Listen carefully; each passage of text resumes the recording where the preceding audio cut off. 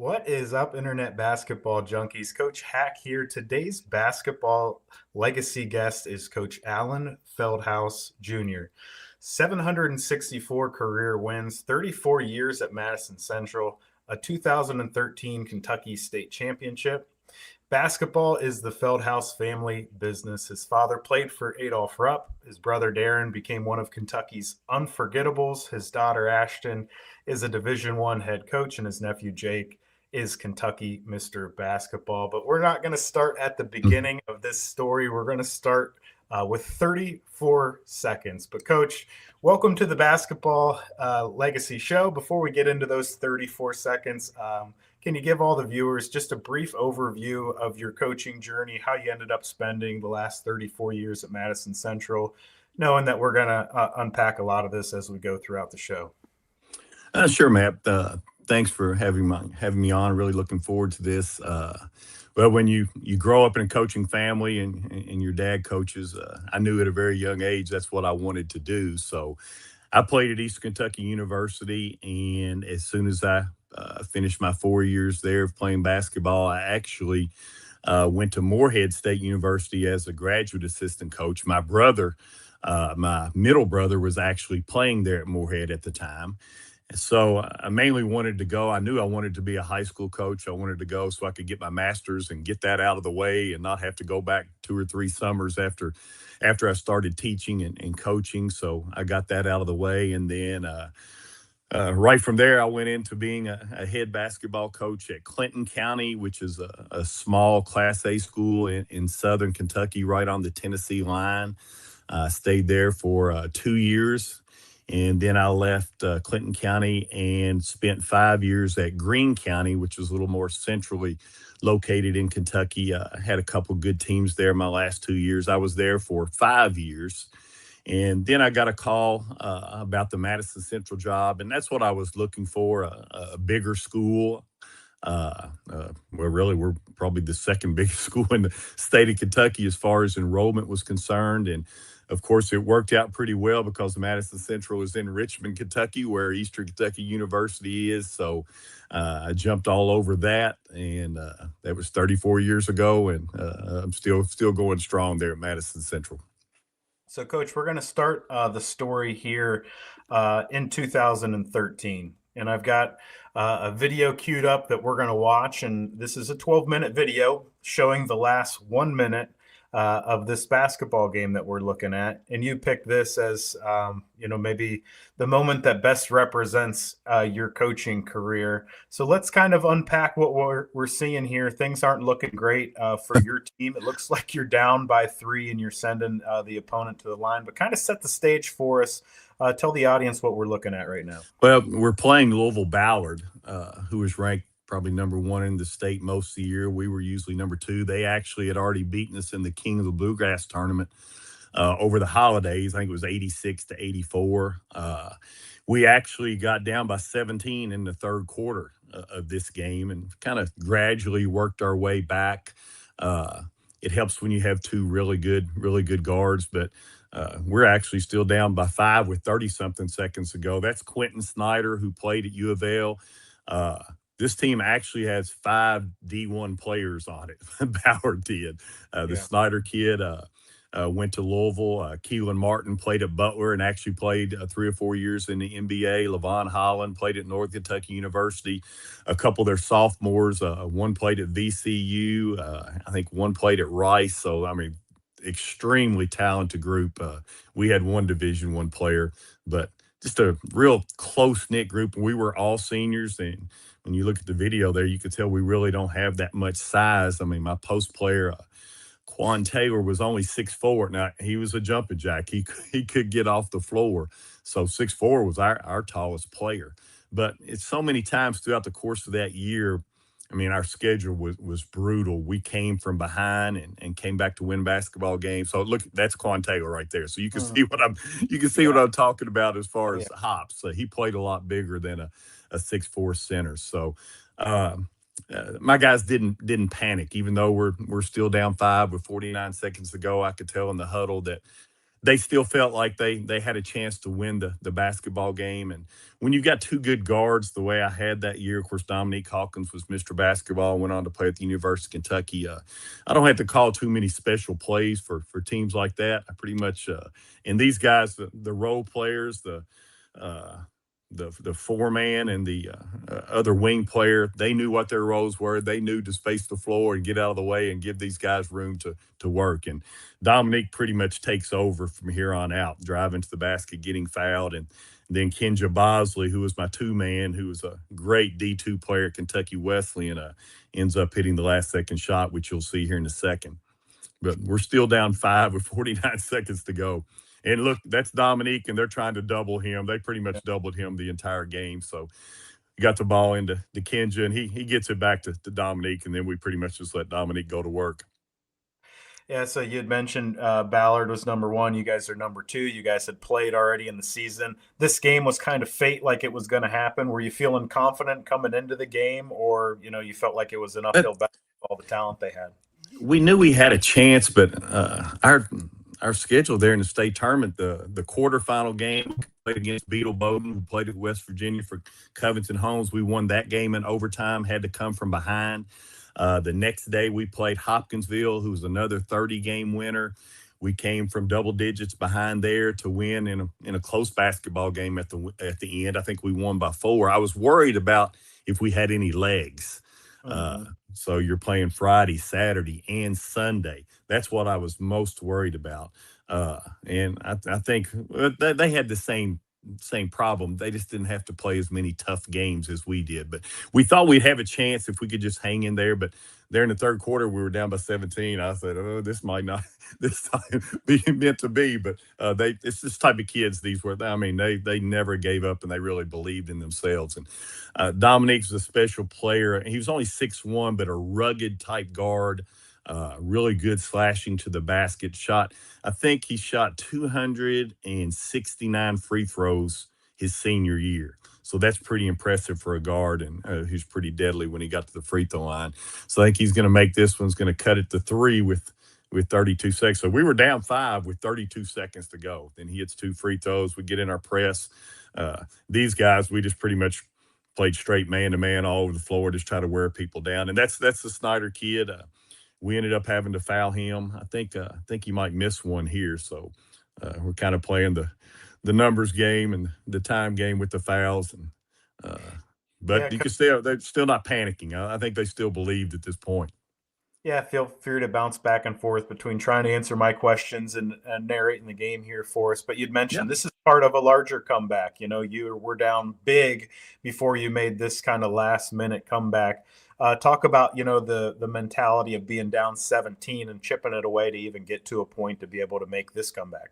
Well, I'll be honest with you. I mean, we're kind of considered a county school, and the crowd, there's 19,000 people there, and most of those people were for Madison Central. So that adrenaline and the crowd getting into the game really helps. And we actually cut it to either 5 or 7 by the end of the third quarter. We made a good little spurt there at the end of the third quarter to get it where it was manageable going into the fourth. So we're still down 4 there with 24 seconds. We did get the ball to Dominique. Of course, they doubled. We had to call a timeout. So you kind of see our press breaker when we come back out. We put our 2 guards at the elbows and the other 2 players at midcourt. And when they're really denying Dominique, a lot of times we will flash a guy down the sideline, and then we'll have Dominique or Kenja cut the middle. So we did flash Daniel Park, who's actually one of my assistants now. He'll flash here in a second down the sideline. He caught the ball easily. And then you could tell my role players, they understood Dominique was number 1 option. Kenja was number 2 option. And Quan Taylor was number 3 option. So he gets the ball to Dominique or Kenja. I can't remember, one of those 2 pretty quickly after he catches it. But that's the great thing about this team. They all understood their role. So Daniel's going to flash this left sideline. So we got the ball. That's Dominique flash. That was Kenja flashing. So we get it back to Dominique. And he beats 5 people here to the rim. I mean, he just takes 5 people, goes straight to the rim. And that's why I say you just got to get out. You got a player like that, we let them play. So this kind of set the stage. We're still down by 2. We got 15 seconds left. We call another timeout, And really, what we're saying, we really wanted to try to deny Snyder, their good guard, the ball and make somebody else catch it, and then we would foul them. Well, it just so happened they got a little bit rattled, and you'll see here what happens. But watch my guy that makes the steal, George Walker. He was my sixth man, but he was always in there at the end of the game. Watch how long it takes him to find Dominique Hawkins after he makes this steal. That's the thing we kid George about. I mean, that's just like they understood what our strengths were and who needed to have the ball in those situations. So, uh, what are you telling them in that huddle? What are you telling them right now? but the main thing we were talking, we were going to foul, of course, but we wanted to foul somebody other than Snyder, their good point guard that played at U of L. So we really wanted to deny him the ball. And Keelan Martin is taking it out. I mean, he's an NBA player. He had a great career at Butler. He just got kind of rattled, and you'll see here in a second, and they make a turnover. So our big thing was really just try to deny Snyder the ball, make somebody else catch it, make somebody else hit the free throw. And they kind of played right into our hands, and they got a little bit rattled here. So you'll see the way it unfolds. But the funny thing is just how quickly George Walker, once he makes the steal, how quickly he finds Dominique. Yeah, and your coach, see the crowd, what I'm talking about down. Yeah, that's yeah. our cheering section in the baseline there. Yeah, you're coaching the game. You've got plenty to do. You don't have time. All this stuff just happens so fast. You don't really have a chance to feel it. I'll let you narrate. Yeah, there's the turnover. There's George. Look how fast he finds Dominique. So I'm not going to call timeout. He's got the ball. That's who we want. He gets tripped, goes to our second best player. Boom, he hits a three. And the amazing thing about that, Matt, when of course I've watched it a million times, when you're listening to the audio is how loud. I mean, you got 20,000 people in the Rupp Arena, and the majority of them are cheering for you all. How loud the place went. I mean, it was just amazing. You had a timeout, and you were watching this. Oh no! If Dominique wouldn't have had the ball, yes, I would have used the timeout.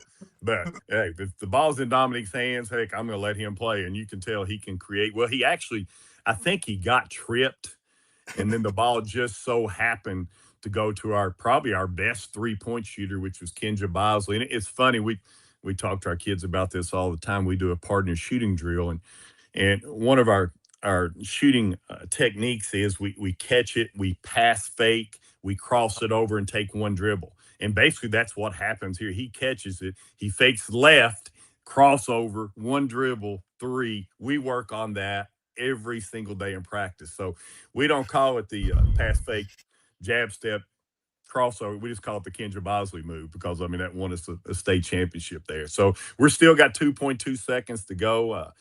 They call timeout. And Matt, of course, when my brother Darren played for University of Kentucky, he was part of the game where Duke Christian Laettner hits the shot with 2 seconds to go there in Philadelphia. I was there. My wife and I were both there. So I knew a lot of things could happen in 2 seconds, and the game was not over. So we're trying to it's kind of hard to get your kids calmed down after a shot like that. So once again, we're trying to keep the ball out of Snyder's hands. We were afraid they were going to throw it long and then get off the shot on their end. So we were really lucky. We kind of worked to make Snyder catch it, and he took a 3/4 court shot. When I could tell when it left his hands, it was going to be a little bit to the right, and we were going to win. But you can see we're getting them calmed down after a shot like that is kind of hard to do. Yeah, this is where the fans assume you've already won the state championship. But Yeah. As a coach, there's a lot of work left to do, and probably the biggest thing is to not hurt yourself. No self-inflicted. Like, if they're gonna make a play here, if they're gonna beat you, they've got to earn it, and it's not not foul, not a stupid some foul. Dumb way, or missed an assignment and gave them an open look when. Right. So what's kind of your philosophy? Are you wanting to have hard pressure over the ball to make that inbounds? You can see I'm asking the referee right now. Coach Renner kind of looked at our alignment, and he called another timeout. So I decided to put a bigger player on the ball. So I made a substitution to make it a little bit harder. Of course, when Kentucky lost to Duke, Coach Pitino did not have anybody on the ball. So I put our JV post player with long arms. I put him on the ball. And we were really just wanted to keep people in front of us keep Snyder in front of us. Don't let anybody get behind us and not make a stupid foul. So I was more concerned about, and I was telling my guy that's guarding the ball, don't let them sneak in there. You've seen it where they'll run the baseline. They'll try to take a charge on you. So I'm yelling at him right there. Please watch. Do not take a charge. Don't let them take a charge right there. So that's what I was yelling at him. And we made Snyder catch in front of us, then stayed away from him, made him take a tough shot, and game's over. So So that it was pretty special. the JV player you put in, that was his first time into the game. Now, Or he actually, played some.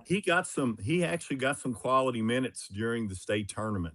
Yeah. He had probably played 6 or 8 minutes that game, so that was not his first time going in that championship game. And really, in the semifinal game, he probably played 15 or 20 minutes and understood his role and had a little bit of length. Like I said, we really didn't have that much size. DeMarcus was only about 6'2" or 6'3", but he had extremely long arms. Yeah, so this is a culmination of a lot of work. This is a culmination of a lot of people that have poured into you, and you've poured into a community. Probably, 10 minutes ago, you probably felt like the most likely outcome was that you were going to lose this game. Gonna be runner-up. Yeah, going to be runner-up. Talk to me about just kind of the emotions that you're feeling and what's going through your head as that final buzzer sounds. Well, Matt, this was really a unique bunch of kids. I was probably closer to this bunch than any team I'd ever had, and probably any team that I've had since then.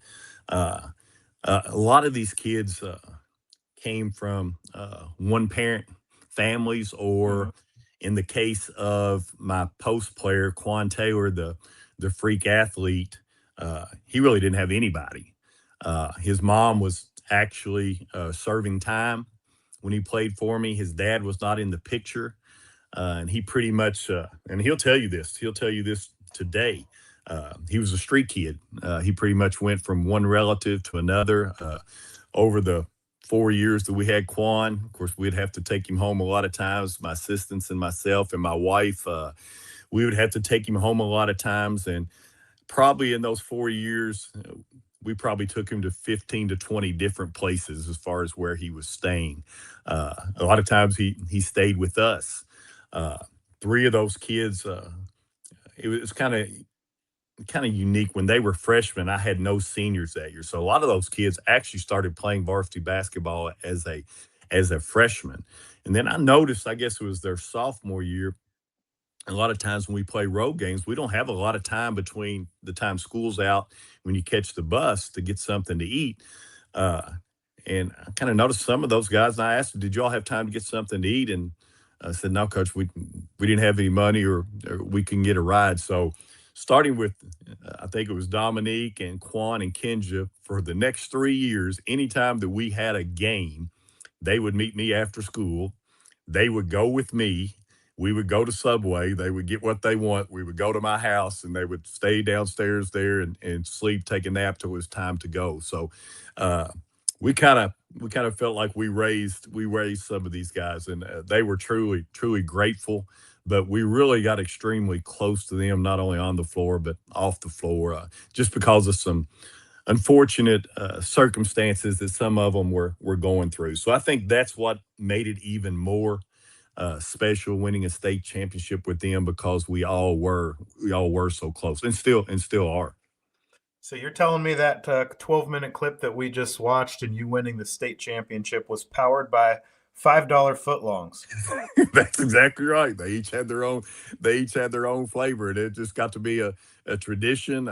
And pretty much the Subway, we'd go the same Subway every single time. They pretty much knew their order when they walked in on game day. And of course, we were pretty good those last 2 or 3 years that we had those guys. So a lot of the people in the community, they knew who these guys were, and there would be times we would go in. Other people would even step in, Coach, I got them today. So they would always help out too. So that was always special. Yeah, we're looking at the state championship pictures, but to kind of understand your coaching career, we've got to go back. I believe you played for your dad, and I believe you made it to the state championship game, but were a runner-up. Talk to me about this 2013 team as it relates to, getting started way back when you were playing for your dad and you made it to the state championship game. Well, Matt, in Kentucky, as you probably already know, we're the only state left that just has one state champion. We Yeah. do not have the class system, and I don't think we ever will. Mainly for the simple reason that state tournament funds a lot of other KHSAA sports with the crowds that we draw. So I think every young man that plays high school basketball in the state of Kentucky, I mean, that is their dream, to be able to win a regional tournament, have the chance to play on that Rupp Arena floor. Now, tying back to when I played, when my dad first took the job at Mason County had never won a 10th region championship. They had never made it to the state tournament. So you could not ask, I think it was my 7th grade year when dad took that job, you could not ask for a better place to grow up if you love high school basketball. I mean, those people were fanatical. And that gym, a lot of people, we would get a lot of people from Ohio because Mason County is right there on the Ohio River. A lot of people would cross the river to come up. Our gym there at Mason County seated over 6,000 people. And we hosted the district and the regional tournament every single year. So it was a very, very special place. And those people were just so hungry for a regional championship. And I was just very fortunate enough. It was my senior year, and our group that actually won the first regional championship for Mason County. Of course, we made it to the state tournament and made a good run in the state tournament. Actually upset Lexington Bryan Station in the quarterfinals. They were number 1 team in the state. I think they were like a 26-point favorite to win, and we won that basketball game and made it all the way to the finals, and got beat in the finals by Simon Kenton, a team out of Northern Kentucky, in front of a world record crowd for a high school basketball game at that time of over 20,000 people. So it really put Mason County basketball on the map, and they've been to the state tournament a lot of times since then. Of course, he took my 2 brothers, my youngest brother, they went twice, and of course Chris Lofton, that played at Tennessee, played at Mason County and won a state championship. Darius Miller, that played at University of Kentucky, won a state championship at Mason County. And the unusual thing is that Mason County really is a relatively small school. It only has an enrollment of like 800. So to win 2 state championships and actually have 2 state runner-ups, that's incredible. But I think my dad had a lot to do with that. So, but us losing, and then me fortunate enough going to Madison Central in 2013, winning a state championship. My dad was still alive then, thank goodness, and I don't think there was anybody that enjoyed it more than my dad did. It kind of erased some of that sting of us losing in the final game there back in 1981. So it kind of came full circle. I was just so glad my dad was still there to get to experience that with me. Yeah, I'd love to stay on that. And, your dad played for Adolph Rupp, won more than 500 games as a high school coach, coached all 3 of the boys here to regional championships. I'm interested to hear, what was it actually like growing up in this house? I'm interested in hearing about your dad, maybe as a coach versus as a dad to you guys. I'm interested in hearing about anything passed down about Coach Rupp. Take it away on that, Coach. Yeah, that's a good question. Well, of course, University of Kentucky basketball is pretty special here in our state. So if you play at the University of Kentucky, you're pretty well known. And Dad, back when he played, he was known as the Horse. And Dad was more of a defensive player, a rebounder, a big, strong, burly guy. He was pretty much in there to create havoc with with the other teams physically. My dad's senior year was Cotton Nash, who of course was an All-American there at the University of Kentucky sophomore year, and Dad's job basically was to take care of Cotton Nash. And if you play for Adolph Rupp, I mean, he was definitely old school, and I've got many Adolph Rupp stories that my dad has told me. I think one of my favorites, just to kind of give you an idea of the way Coach Rupp was, which kind of led to the way my dad kind of was. I think they were playing down in New Orleans. They were playing Tulane, and of course, they're there, staying close to Bourbon Street. A lot of activities to after the game's over with. I think that might have been on their mind more than the game itself, and they played absolutely horrible and got beat. So after the game was over with, they're in the locker room. Of course, Coach Rupp is not real happy with their effort and their performance, and he told them that, well, all you've been thinking about is going to Bourbon Street. So they all got $10. He said, I'm going to give you $10. I want you to go out. I want you to experience Bourbon Street because you weren't thinking about this game. So Dad said they couldn't believe that he didn't really jump on them. He didn't really jump on them that much. He actually give them $10 to go out and celebrate on Bourbon Street. He said, of course, being college kids, that $10 was gone by midnight. So they all start rolling back into the hotel at midnight, and the assistant coaches were out there and said, nope, that's not the way this works. That's not the way this works. You're not coming in this hotel. You're staying out all night. All night. You can come back in when it's time to leave. So he didn't let them come in and sleep any before it was time to leave. And I think that was their punishment. And what are you going to do on Bourbon Street with no money when you're a college age kid? So I think that was a long night for them, and I think they learned their lesson. But a lot of great Coach Rupp stories. The interesting thing, there was several guys that played basketball then that also played baseball. My dad was a really good baseball player at the University of Kentucky too. Cotton Nash played baseball at the University of Kentucky. Dickie Parsons, a lot of his teammates. The interesting thing is the baseball coach at the University of Kentucky then was Coach Rupp's main assistant coach, Harry Langster. So a lot of people kid that Coach Rupp made him coach baseball to keep an eye on these guys during the off season. But really, I mean, that was my dad's first love was baseball. So, but when you're going back to us and having dad play at the University of Kentucky, I mean, it seems like our entire lives pretty much revolved around sports, with dad getting into coaching. He coached both baseball and basketball. So it's not like he pushed us, but I mean, that's all we knew. That's all we knew. Now, when we started playing for dad, I think I probably got the worst end of the three because I was the oldest and I was the first, and dad was very hard nosed, no nonsense type coach, which you would expect if you played for Adolph Rupp. But I will say one thing: when we left the gym to go home, he was dad. We never talked about basketball. We left that at the gym. Now, at the gym, now he was tough as he could be, but when we were at home, he was dad, and I really appreciate that now. And I probably more so than my other two brothers. I don't know if it's being the oldest or being the first one to play for him. I probably took things that, I mean, when he get on you, he get on you. I mean, it was like a knife sticking on me. It hurt. I probably took it a little bit more personal than I should. I think that's probably why I'm as emotional as a person as I am. And I think dad realized he might have been a little bit too tough on me. He wasn't quite as tough on my other two brothers. And I think they would be the first to admit that. I think my dad, if he was still living, he would tell you the same thing. But when you look back at it, I know it made me a better person. I know it made me a better player. And I know it made me a better coach too. Yeah, just to close things out on your dad, when you watch one of your teams play, what directly relates to things that your dad installed to you?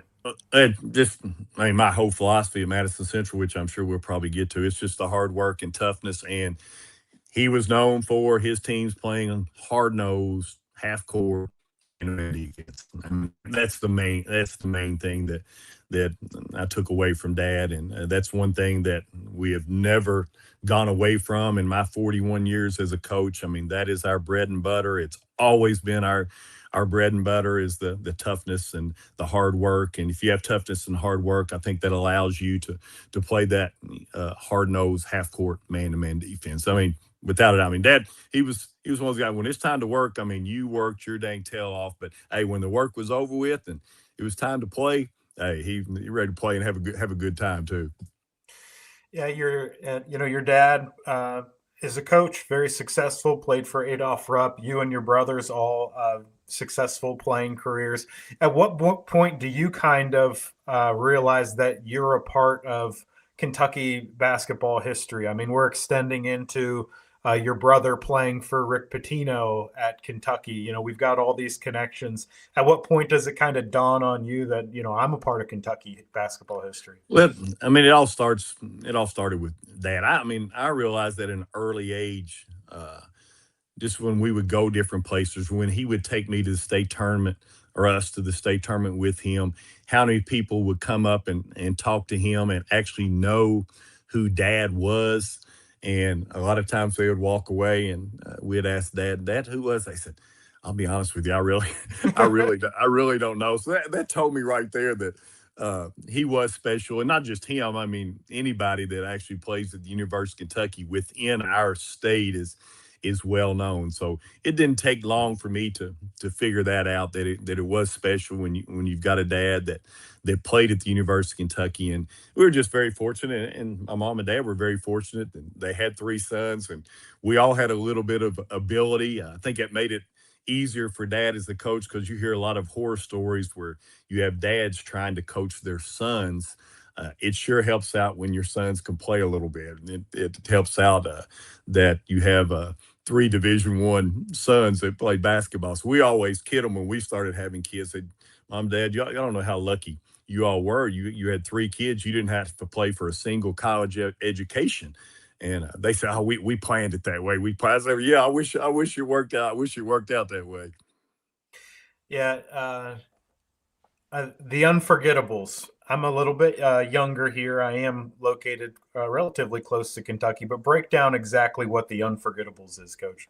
Well, it's very unique, and it'll never happen again. That you had so many Kentucky kids playing for the University of Kentucky. And this, of course, Coach Pitino came right after the probation.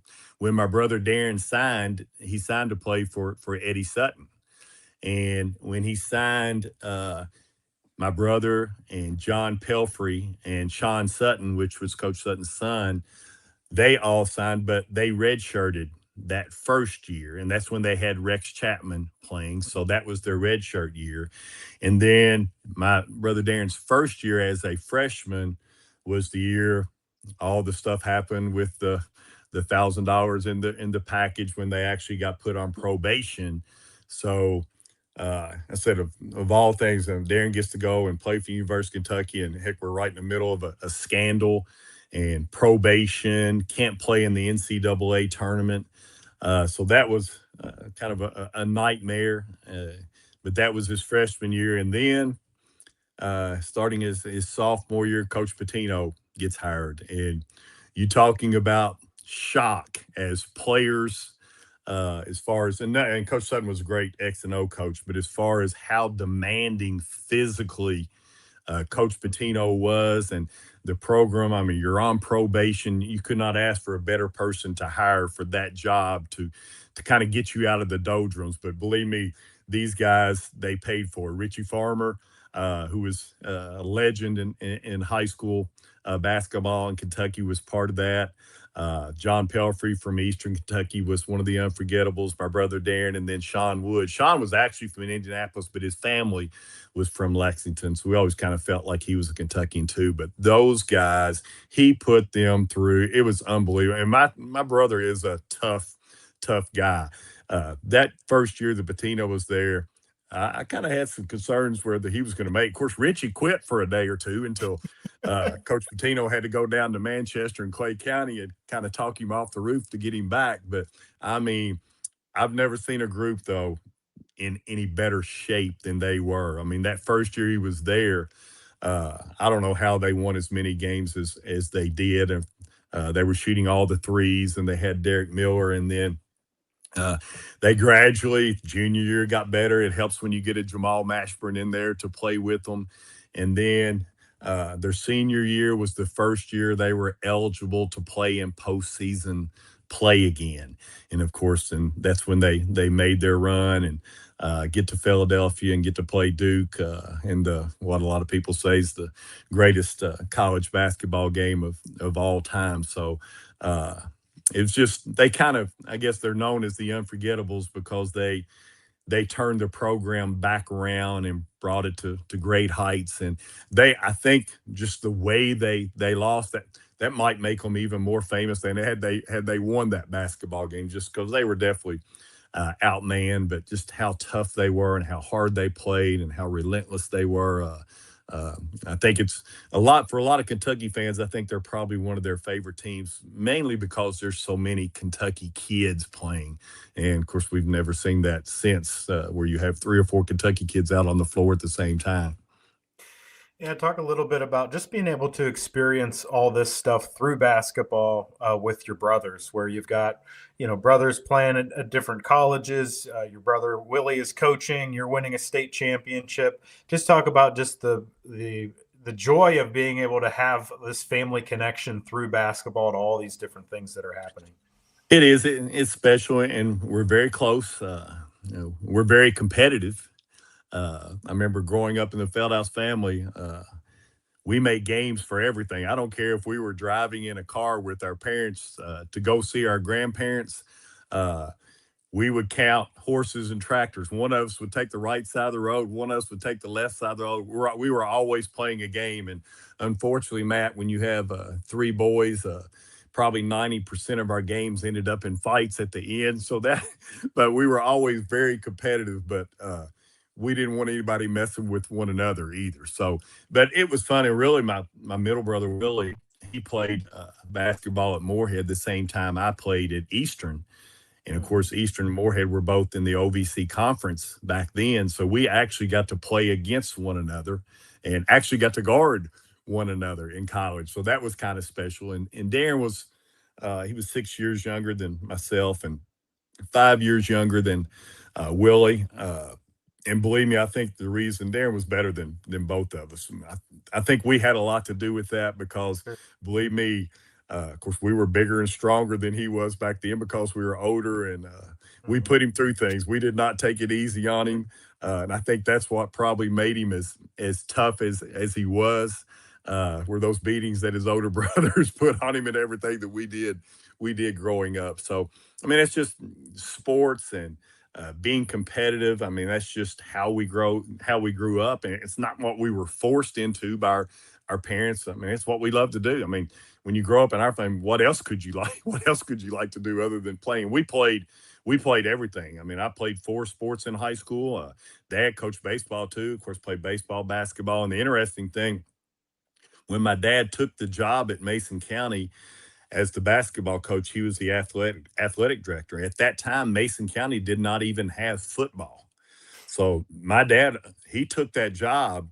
He said, the only way I'll take this job is if you'll promise me that you'll allow me to start a football program at Mason County. So really, my senior year, it was really my junior year, was the first year we had varsity football at Mason County. And that was because of my dad, because he wouldn't have taken the job. And he knew he had 3 sons, and he wanted to give them the opportunity to play football if they wanted to. So he actually started the football program there at Mason County too. Coach, another generation comes along. You coach your brother Darren's son Jake to Mr. Basketball, and your daughter Ashton, who's goes from being an all-state player at Madison Central to a Division I women's basketball coach. What's it like, kind of realizing that the family business here didn't end with you and your brothers? Well, it's special, and I'll start with Ashton. I think she was kind of like me. I mean, I knew at a very early age when I went to watch my dad coach and I went to watch him practice that's what I wanted to do. And I think Ashton was kind of the same way. And I actually have 3 daughters. And Matt, the unique thing, I think one of the main reasons we've had so much success at Madison Central is my wife too. My wife is actually our cheerleading coach at Madison Central and has been for 34 years. And my record's pretty good. My record it cannot compare. She's won 13 state championships in cheerleading and 4 or 5 national championships. I mean, she has the cheerleaders that you see on ESPN in the spring of the year. I mean, and they put in twice as much time as we do. But growing up, I have 3 daughters. We at one time we had 3 daughters under the age of 4. And I'm trying to coach high school basketball, and she's coaching high school cheerleading. So my girls had a choice when school was out. Are you going to go to dad's gym, or are you going to go to mom's gym? Of course, Ashton always came to my gym, and she ended up being my basketball player. And the other two went to my wife's gym. They ended up being cheerleaders. So I think Ashton knew at a very early age that she wanted to be a coach. And as soon as she got out of college, and I told her, and I said, Ashton, if you want to coach, uh, you might want to pursue the college ranks. I said, especially if you want to have some money. There's a lot more money in those college ranks than there is in high school. And most of your money you make as a high school coach is you're teaching, not as a basketball coach. And she's well suited for that. Ashton is a great communicator. So right out of college, she spent 5 years as an assistant coach at Eckerd College under Paul Hunsinger, who does a great job down there, a great D2 program. And he turned a lot of responsibilities over to Ashton. She learned so much from him. And then after 5 years, I think Paul told her, I think Ashton thought, I think I'm ready. So her first job, she got the job at another strong D2 program, Missouri Western.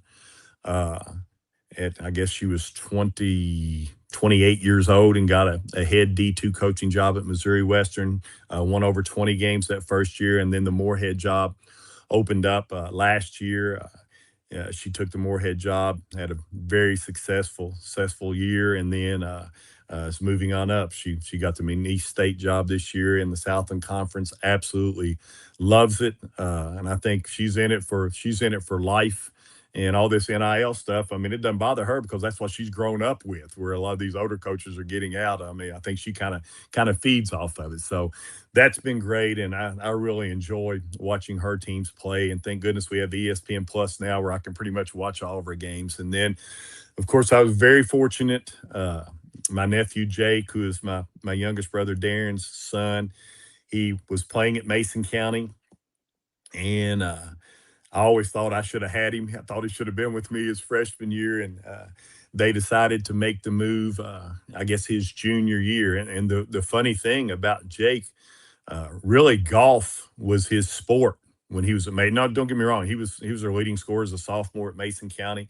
Was a good player, but my family has owned a golf course there in Mason County, a little 9-hole golf course there in Mason County, ever since my dad retired from coaching. So we've had that course over 40 years. So Jake was a very good golfer, and I think probably what drew him to Madison Central, uh, even maybe more so than coming to play for his uncle, was our golf team at Madison Central was special. They had already won the last two state championships when he got there. So that was another drawing point to get him here. But uh, when I got him, I guess the point is he was more probably focused on golf than he was basketball. And I told Jake when I first got him, I said, now, Jake, I think you're going to realize real soon the way we do things basketball wise here at Madison Central is probably a little bit different than what you've been used to at Mason County. And we expect you to put in just as much time on your own with basketball than you do with golf. And he kind of, I mean, he was really a nobody in the state of Kentucky when we got him. By the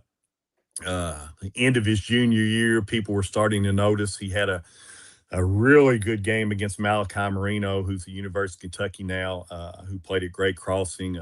There's a lot of videos out. He kind of worked on Malachi, to tell you the truth. I think he had like 28, 29 points, 12 or 13 rebounds. He guarded Malachi. Malachi tried to guard him because we brought the 7-footer out on the floor, and Jake can go to work there. So I think that's when really people started to notice him. And then his senior year, we were a very senior dominated team, and brought in a really good sophomore that transferred in. That was kind of the missing link of what we needed, and just had a great senior season, averaging 20 points and 13 rebounds, and ended up winning Mr. Basketball. So that was pretty special to come from really nobody knowing who Jake was as a junior to winning the prestigious Kentucky Mr. Basketball. I don't know who was more emotional when they announced. I don't know who cried more, his dad or me, when they announced him as Mr. Basketball. But that was very special too. Was this a controversial move when he came over, and was this a point of contention with you and your brother, where he didn't start at Madison Central? No, no, not really. I mean that's home. I mean that's where I grew up, and I understood.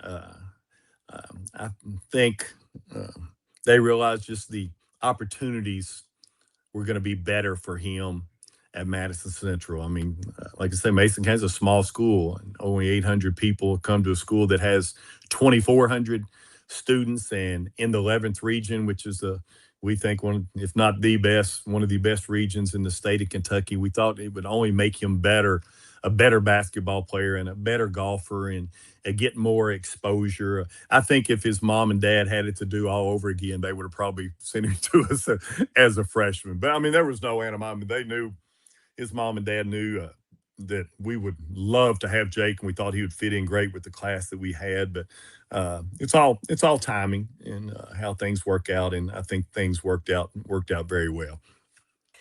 Coach, your dad was able to build something at Mason County that became kind of synonymous with his name, and eventually you found Madison Central, which is a place for you to kind of do the same thing here. So you'd already been a head coach for 7 years, I believe, before you wound up at Madison Central.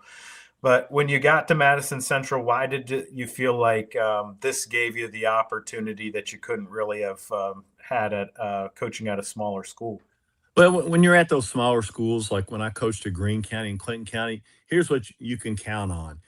Maybe every 10 years or so you will have a good group coming through there where you can have some success against the bigger programs.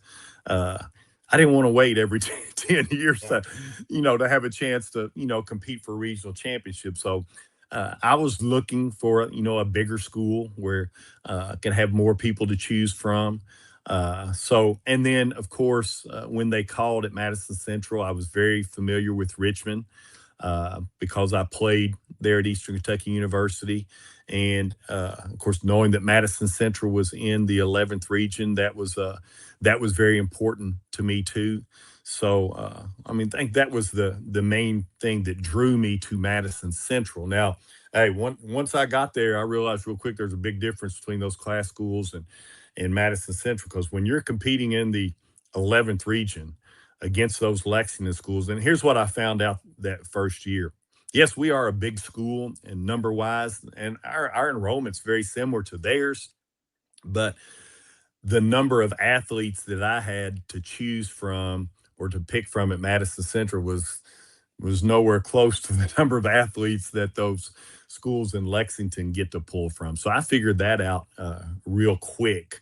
But as far as building a program when I got there, I think the number one thing a high school coach, and if I was going to give advice to a young high school coach, if you're going to take a head coaching job, you got to realize that most of your money does not come from coaching in high school. It comes from teaching. You've got to be a good teacher. You've got, I think, first and foremost, and my wife was a high school teacher too. So when we came to Madison Central, they got both of us, and they lucked out to have a great cheerleading coach and a great teacher with her too. But I think you got to sell yourself with the faculty and staff and administrators there at that school, especially in a big school like Madison Central. Like, we have 150 staff members. And I think a lot of times, Matt, I'm sure you'll agree, you've seen it before, a lot of times coaches get a bad rap because, and there are some coaches who do not put much emphasis in the classroom. It's all about the coaching. So that was very first and foremost for me. And hey, Matt, I was a science teacher. I taught honors science for 27 years.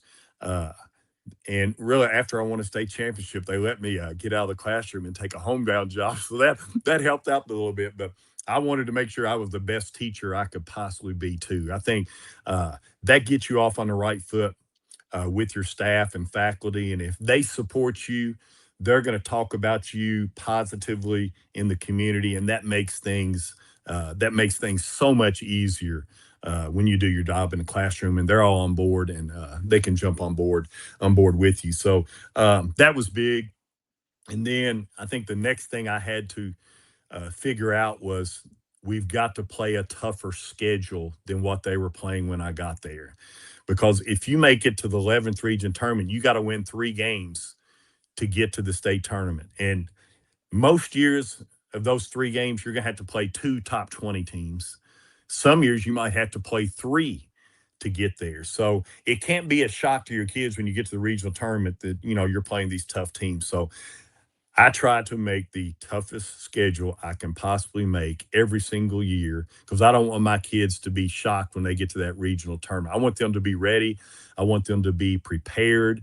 Uh, I think we get 30 regular season games most years. 20 out of our 30 games will be against teams who are ranked in the top 20. Now, that doesn't bode real well for your record a lot of times.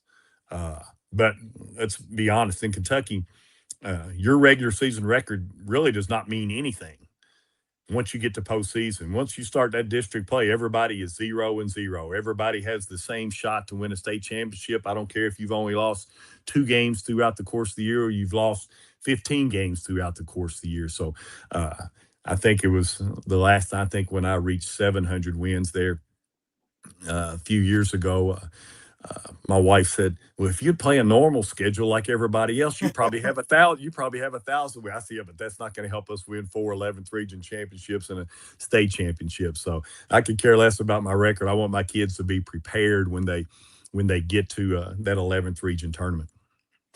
Yeah, so you get to Madison Central. You're taking your teaching job very seriously. I think coaches can kind of step into a trap where they view themselves as kind of a coach first, and they coast through the teaching side of that. And you really need a lot of people to support your basketball program for it to be successful.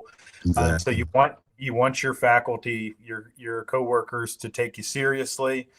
So I think that's great advice. I mean, the scheduling, when the standard is you've set the standard high, then a lot of these games just feel like slow motion because you've seen the best around already. If 34 years at Madison Central, somebody were to walk in to one of your practices, what would make them feel like this is an Allen Feldhaus basketball program? Well, I think it's just kind of the way we go about things. And I'll be honest, Matt, uh, the amount of time that we practice, I think that's so important. I mean, these people are going 2.5, 3. I don't get it. I can't stay focused. I can't stay focused that long. So I think this is one of the main things I learned from my dad. Uh, you don't have to practice 2 hours to really get something out of it.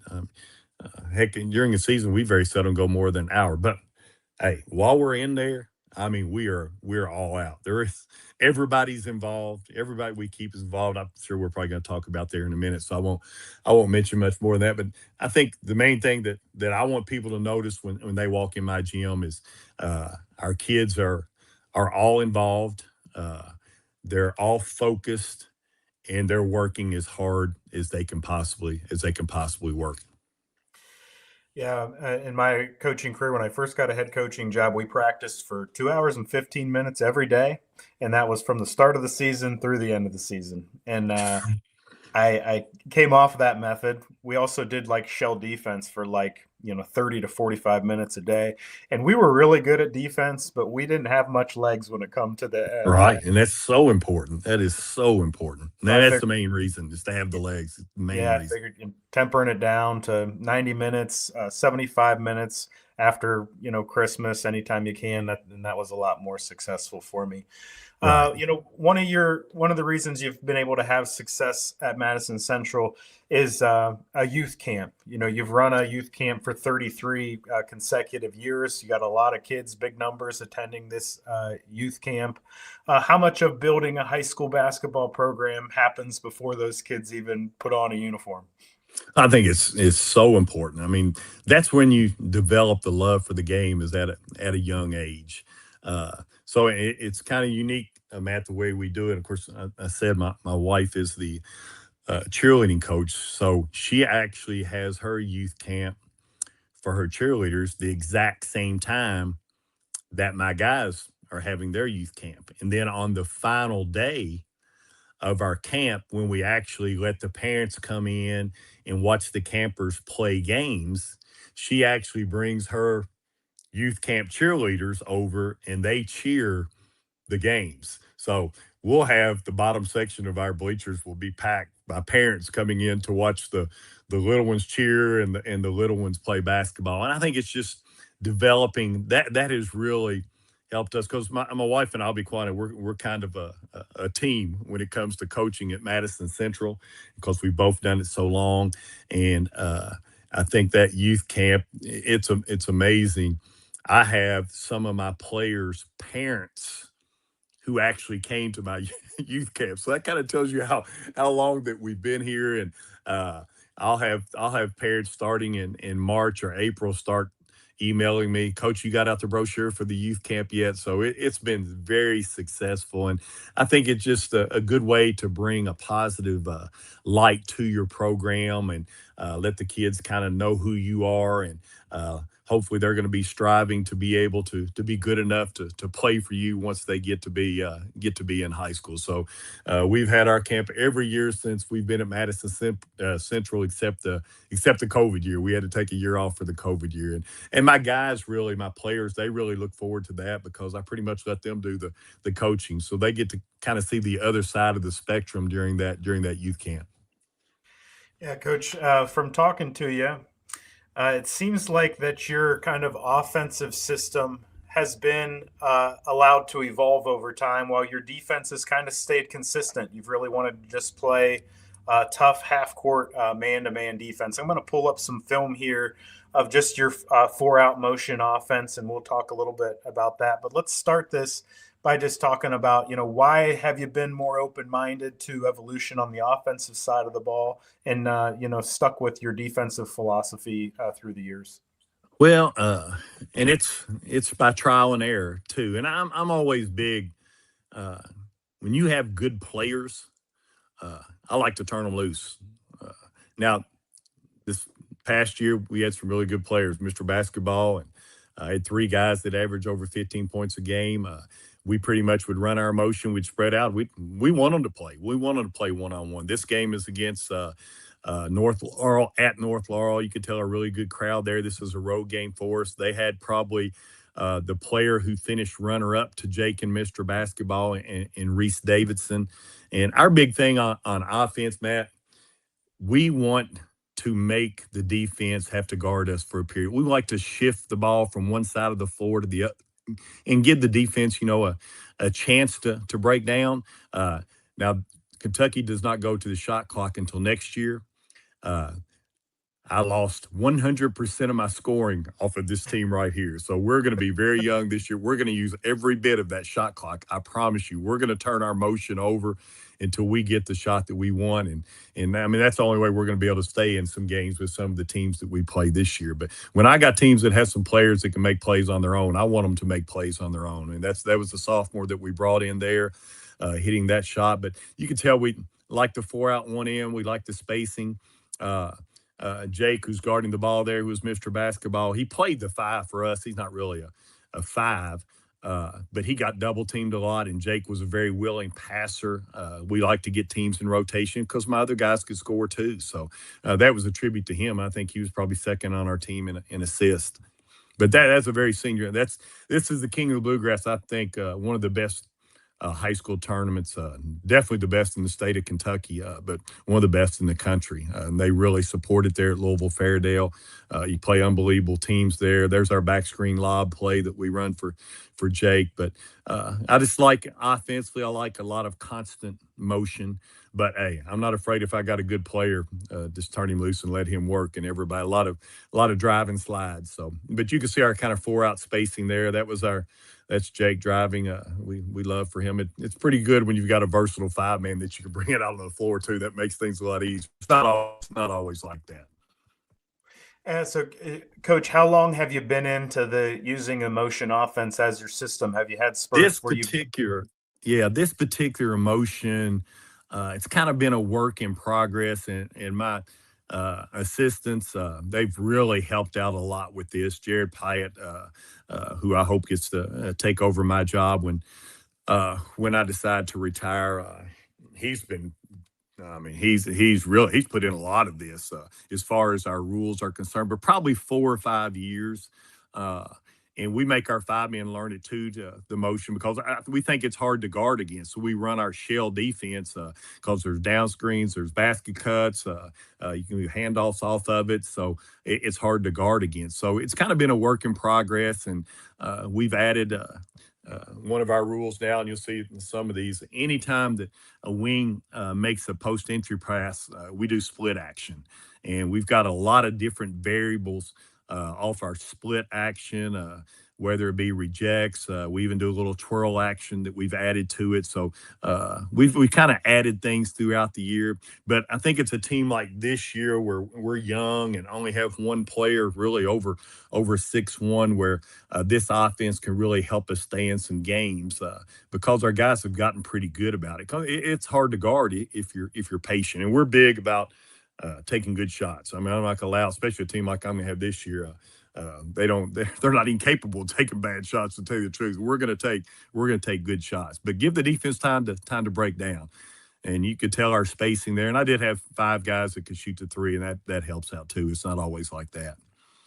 Yeah, so Coach, watching the 4-out motion, where do players really have the freedom to play basketball versus what's kind of non-negotiable about what you want them to do? I'm not seeing a lot of off-ball screening here, Coach. I'm seeing a lot of spacing, interchanging, keeping the defense busy. Talk to me just about that. Well, I'll tell you, our rules, anytime that a slot, so we have 2 slots and you have the wing, any slot to wing pass is a shallow basket cut off to the other side, and everybody rotates. Any slot to slot pass is a down screen. We have the down screen action. But the best opportunity for our drives is when the ball is reversed. When you have quick ball reversal to the other side, we're asking that. We want you to rip. You're either going to rip baseline, we're going to have somebody sliding to that opposite corner, we're going to have somebody sliding behind you, or you're going to rip middle. So the best time is off ball reversal. So that's how we like the ball to swing from one side to the other. On a quick ball reversal, that's the best time to rip and go. So, Coach, you've not only used this 4-out motion, but you've also got into using a lot of 5-out actions. I'm going to cue those up on the screen here, and I want you to just to kind of talk about this change to these more modern spacing templates of playing 4 and 5-out basketball throughout the latter parts of your coaching career.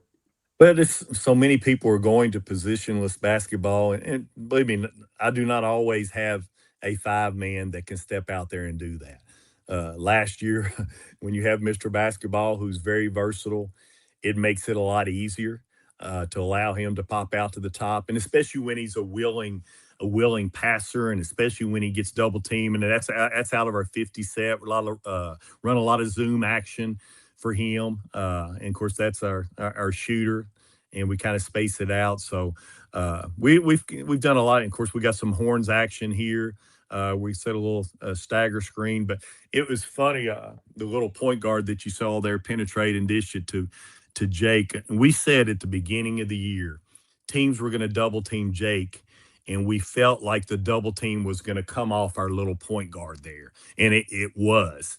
And we told our little point guard, you've got to be good at reading that and making yourself available. And he had the best year of his career. I think he probably improved more than any kid we had because, I mean, look, there's our backdoor play. Of course, once again, not all 5 men can make that pass right there. So that's the thing about high school basketball. We don't have the ability to recruit that 5 men every year that can make plays like that. So this year, my 5-man will not be as versatile. We won't be able to do as many things as far as him coming out on the floors. But when you have one like Jake, you got to use him. So probably in my younger days, when I first started coaching, I would probably been too stubborn and hard-headed to do that. We ran a lot of 3-out, 2-in stuff then, and I kind of stuck with it. But now, I think I'm smart enough and done this long enough. You got to use the personnel that you have and their strengths, and you got to use some of this new modern stuff. And my young assistants have really helped out with this too.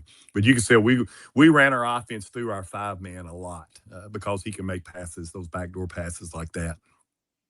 Yeah, Coach, just to tie this back to where we started with this kind of tactics discussion is we've got an open mind about the offensive side of the ball. We've changed to more modern spacing templates. Defense has stayed the same. Talk to me about maybe the most exotic thing you've experimented with on the defensive side of the ball. But truly, Matt, it's kind of unusual. And as far as our rules, not much has changed, truthfully, in my 41 years of coaching. The biggest change probably when I first started coaching, and this comes from playing for my dad, and playing for Max Good at Eastern Kentucky University, which who he took a lot of pride in his man-to-man half-court defense. We used to deny every penetrating pass, slot to wing pass. We would try to deny every single one of those. I guess probably 8 or 9 years ago, we went away from that and tried to play a little bit more gap defense because we started talking about it. I mean, how many times did we actually make steals off of a slot to wing pass? And it wasn't enough to stick with it. So we try to preach more. We're in gaps, more ready to help when people drive. That's probably the biggest change that I've made in my defensive coaching philosophy. But as far as trying other things in regular season play, Matt, over my 41 years, I would say we have played man-to-man half-court defense 99% of the time. Very seldom in regular season do we ever play zone.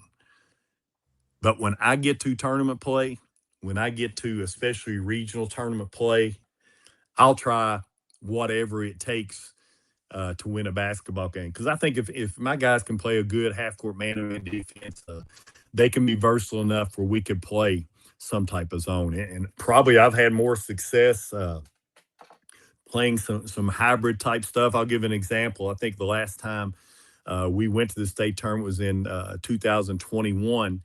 Lexington Catholic, who's one of our big rivals, Brandon Salzman does a tremendous job there at Lexington Catholic. They were number one in the state, had Mr. Basketball. And of course, in Kentucky, when you play the district tournament, the district winner and runner-up advance to regional tournament play. But if you win the district, you get to play a district loser, the first district runner-up, the first game of the regional. Well, it just so happened that year, Lexington Catholic got upset in the finals of their district. Of course, we won ours, and I knew that's who we would draw. So we have a blind draw for the regional tournament. Of course, we draw Lexington Catholic. Of course, the good thing that year, the first round of the region, the district winner got to host it. So we played them at home. So they had beaten us 8 or 10 points in regular season, really not 2 or 3 weeks before the regional tournament started. And Ben Johnson was a handful. He's actually playing at Vermont now. He started out at Bellarmine. He's playing at Vermont now. I mean, just a scorer from deep, across midcourt. He could pull and could score. So we decided we were going to play a kind of diamond in one defense on him and just tried to make him have to work to catch the basketball and just try to limit the number of times that he catches the basketball. It worked the entire first quarter. I don't think he attempted a shot. Hey, now the second quarter they started doing, Brandon does a great job, started doing some other things for him. But I think we set the tempo for the entire game that first quarter. And I think we ended up winning that game. It was like 101-97. So we upset them, and we played diamond and one the entire game. I've had a few other regional tournament games where we've actually played.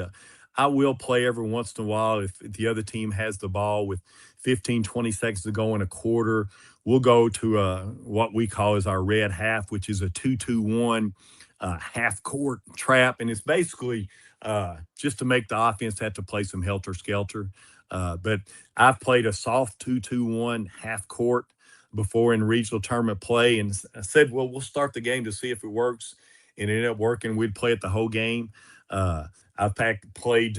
We played Tate's Creek one year when we were a big underdog. They beat us 2 times throughout the regular season. They had 2 all-state players. So we played a triangle and 2 on them the entire game in the regional tournament and won the basketball game. So I will, when I get to tournament time, I will experiment with some other things, but I don't want to show that during regular season. I want to save that as a surprise, and I think it does because we're known for our half-court man-to-man defense. I think it kind of shocks people. Say, "Hey, Darren, what are they in?" That's not what we were. That's not what we've been ready for. So I'm not afraid to do that in tournament play. So I want to advance as far as we can. Yeah, I love the combination defense, particularly as a surprise, especially if you can wait till the second half of the game to unveil one where you don't give them that halftime chance to Right. kind of Right. I've always favored a triangle and two where you could put a player, in a punch or a face guard situation on the best player, but you could also kind of erase the best shooter. What I always felt like with a box and one is you do all this work to take away, the best player, and then all of a sudden the best shooter's popping you from the Yeah. 3-point Yeah. line. And I've Yeah. used some what would be similar to your diamond and one, but I would use more of a 3-1 chaser where you put a big person, a Under the big basket. player at the foul, under the basket, and then one at the foul line, and then it really allows your wings to kind of fan out wider. So it's the Right. same Right. philosophy as that Right. diamond. Right. But Well, there's just some teams, like the year we played Tate's Creek and we played the triangle and two. It's like the other guys were not allowed to shoot. And yeah, it got to the point where we said, just back off, make them shoot. And uh, I don't think the coach would allow them, would allow them to shoot. So it kind of played right into our hands. Now, sometimes you'll play against teams and you'll try it for 3 or 4%, and you can tell if they've got something for it. And heck, oh yeah, I'm not gonna. I can't.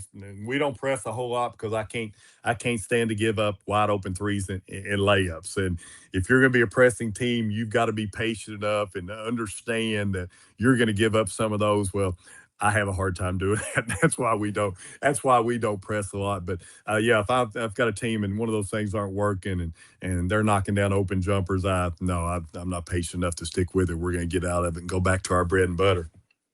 oh, if you throw out a combo defense and the other team tightens up, they can really tighten up. And then you've got the situation where the role players aren't feeling confident, but also the player that you're face guarding will start to get frustrated, and they're doing stuff like they're pushing the guy that's denying the ball. Getting technicals. Yeah, Yeah, I've had they're that mad happen at their before. teammates because their teammates can't get them the ball when they finally do get open, or their teammates aren't making good decisions. But Well, coach, it's funny that you bring that up because the year we played Tate's Creek, we played the triangle and two. One of the players who was getting chased, he actually turned around to me and said, "Coach, when y'all gonna play some real defense? When you gonna play some man to man?" I said I knew we had him right there, and it was the next trip down the floor. He pushed my guy that was chasing him. He got got a technical. I said, "Yeah, we've got him. We're gonna stick with this for a while." yeah.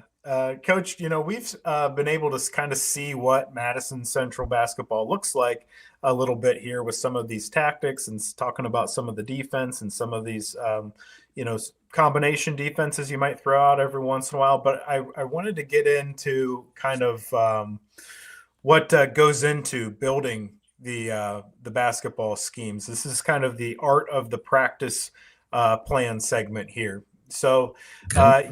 you'd mentioned to me that you really enjoy the element of planning practice, as do I. And I'm interested to hear, kind of after 41 years, how many of these things have you probably made in your coaching Oh, career? What do you do with them? Is there a filing cabinet stashed with them, or are you not well, to them? both. Talk to me about the physical element of your practice plan. Yeah, I have all of them since I keep a photo for every single year, and so I don't know. You figured out usually between 70 and 80 practices per year, Yeah, times 41, whatever that is. That's how many I've got. And the big thing for me, I do spend a lot of time in my office in the morning getting this practice schedule ready. Probably 30 to 45 minutes. And I'll say one thing, and we preach to our players early. And I know when you're teaching, and of course I'm retired from teaching now. I just coach, but uh, kids will be sick during the season and miss school, and then after school you're getting ready to practice, and you'll notice that somebody's not there. Well, when I develop a practice plan like this, every single drill, I have who I want on what team. So if I show up for practice and I've worked 30 to 45 minutes on that practice schedule, and then I find out a player's sick and wasn't at school and he's not going to be, that screws all 45 minutes of that practice schedule that I've worked on. That screws everything up. And that yeah, drives me crazy. So our guys know, and we don't miss practice. We don't ever miss, but if they are sick, they've got to contact either myself or one of my assistants to say, Coach, I'm sick. I'm not going to be at school. Probably won't be at practice. So, I mean, that would just throw everything off. And with practice, Matt, I don't know how other people do it. We generally, our JV and varsity, of course, practice together. Our freshmen have a separate practice, but we generally like to keep 18. And that's sophomore, juniors, and seniors. Sometimes there'll be a freshman that we move up, and 18 we think is a good number. Our gym, of course, we have 6 goals, and we love to use those goals. But if I'm going to keep 18 players, I want everybody involved in practice. There's nothing worse to me walking in and watching a practice, and I see kids that are on a team and they're standing over there on the sideline for 10 or 15 minutes out of the practice. I mean, that would drive me crazy. Go watch football practice. Of course, I know you're dealing with a lot of numbers in football, and some of the kids, they never get on the field. They're just standing. No, if you're one of those 18, I mean, we have kids try out. We have to cut a lot of kids to make our team. So if you're one of those 18, we want you to stay involved in our practice the entire time. And we time everything. I have a manager. We have the clock out on everything. I make the teams out pretty much. You see there at 2:37, our 3-on-3 live half court. I have who the blue team's going to be, who the white team's going to be. And I try to, especially in preseason, even when we get down at the end of practice where we're going 5-on-5, I try to make the teams even. I don't do a lot in preseason of my best 7 going against the next 7. It's not competitive. I mean, my top 7 are usually so much better than the next 7. It's not competitive. So I want it to be competitive. Now, once season starts, we get a week away, then y'all let my varsity start working together a little bit more, and my JV start working together a little bit more. But every single live drill that we have, we keep score, and the loser's got to do something, whether it be a 4-line, a 2-line, or a continuous jump. A loser has to do something. The kids enjoy that. If you make everything competitions, our shooting, all of our shooting drills, we have goals that we're trying to make. And I love if you got 6 goals, please take advantage, because that's another reason why I keep 18. And I can do a lot of 3-man shooting drills and I mean, you don't have to rest that much. You're getting a lot more shots up that way if you use all 6 of those goals. So that's also very, very important to me. And I think it keeps the guys focused because they're competing in everything that we do. And you're saying, well, you got 18 though when you're going 5-on-5. Well, when we get to the latter part of our practice after the last half, after our water break, depending on whatever it is that we're working on that day, we do a lot of 3-team, we call it 3-team continuous. Yeah. So I've got enough coaches where each coach will have a team, and I'll start with one team there at midcourt. Let's say we're working on our special man calls. He'll have a special man call play. He'll run it towards one end. There's a coach there. They know what their play is when they go the other way, and we just continue. 3 teams going, 3 teams going. I hate for kids to be standing over there on the sideline. So we just try to keep things moving, and we're going to go as hard as we can for a short period of time. Yeah, Coach, you mentioned kind of 18 being the right number that you like. When I first got my first head coaching job, it was at a smaller Catholic school, and we had one gym, and we're sharing the gym with girls and other, the girls basketball. And we would have 30 players in for one practice combined, Oh, gosh. Varsity, JV, freshmen. And that was good for me because you really had to be meticulous in your practice planning. Exactly. You had to have all your baskets and your resources allocated and who's going to do what. You really had to be on top of things. That's kind of how we had to do it. I took a coaching job at a bigger public school where we had more gyms than we could use. And, I started doing varsity and JV together in one gym, freshman in another gym at the same time, but practicing in a different gym. And that was kind of nice. But then I got to having a team where we were really senior laden, and a lot of our talent was with our older kids. And I really wanted to do a lot of individual practices. So we had our main gym with just the varsity team. And that felt like heaven. where when I was trying to explain something, there wasn't something going on at all the other baskets. Chaos. Yeah. And we didn't exclusively just practice our varsity together, but that was just such a different experience than, trying to practice 30 kids all in one gym at one time. But Coach, Yep. I want to kind of get inside the process of how you would plan a practice. You're sitting down in the morning to make your practice plan.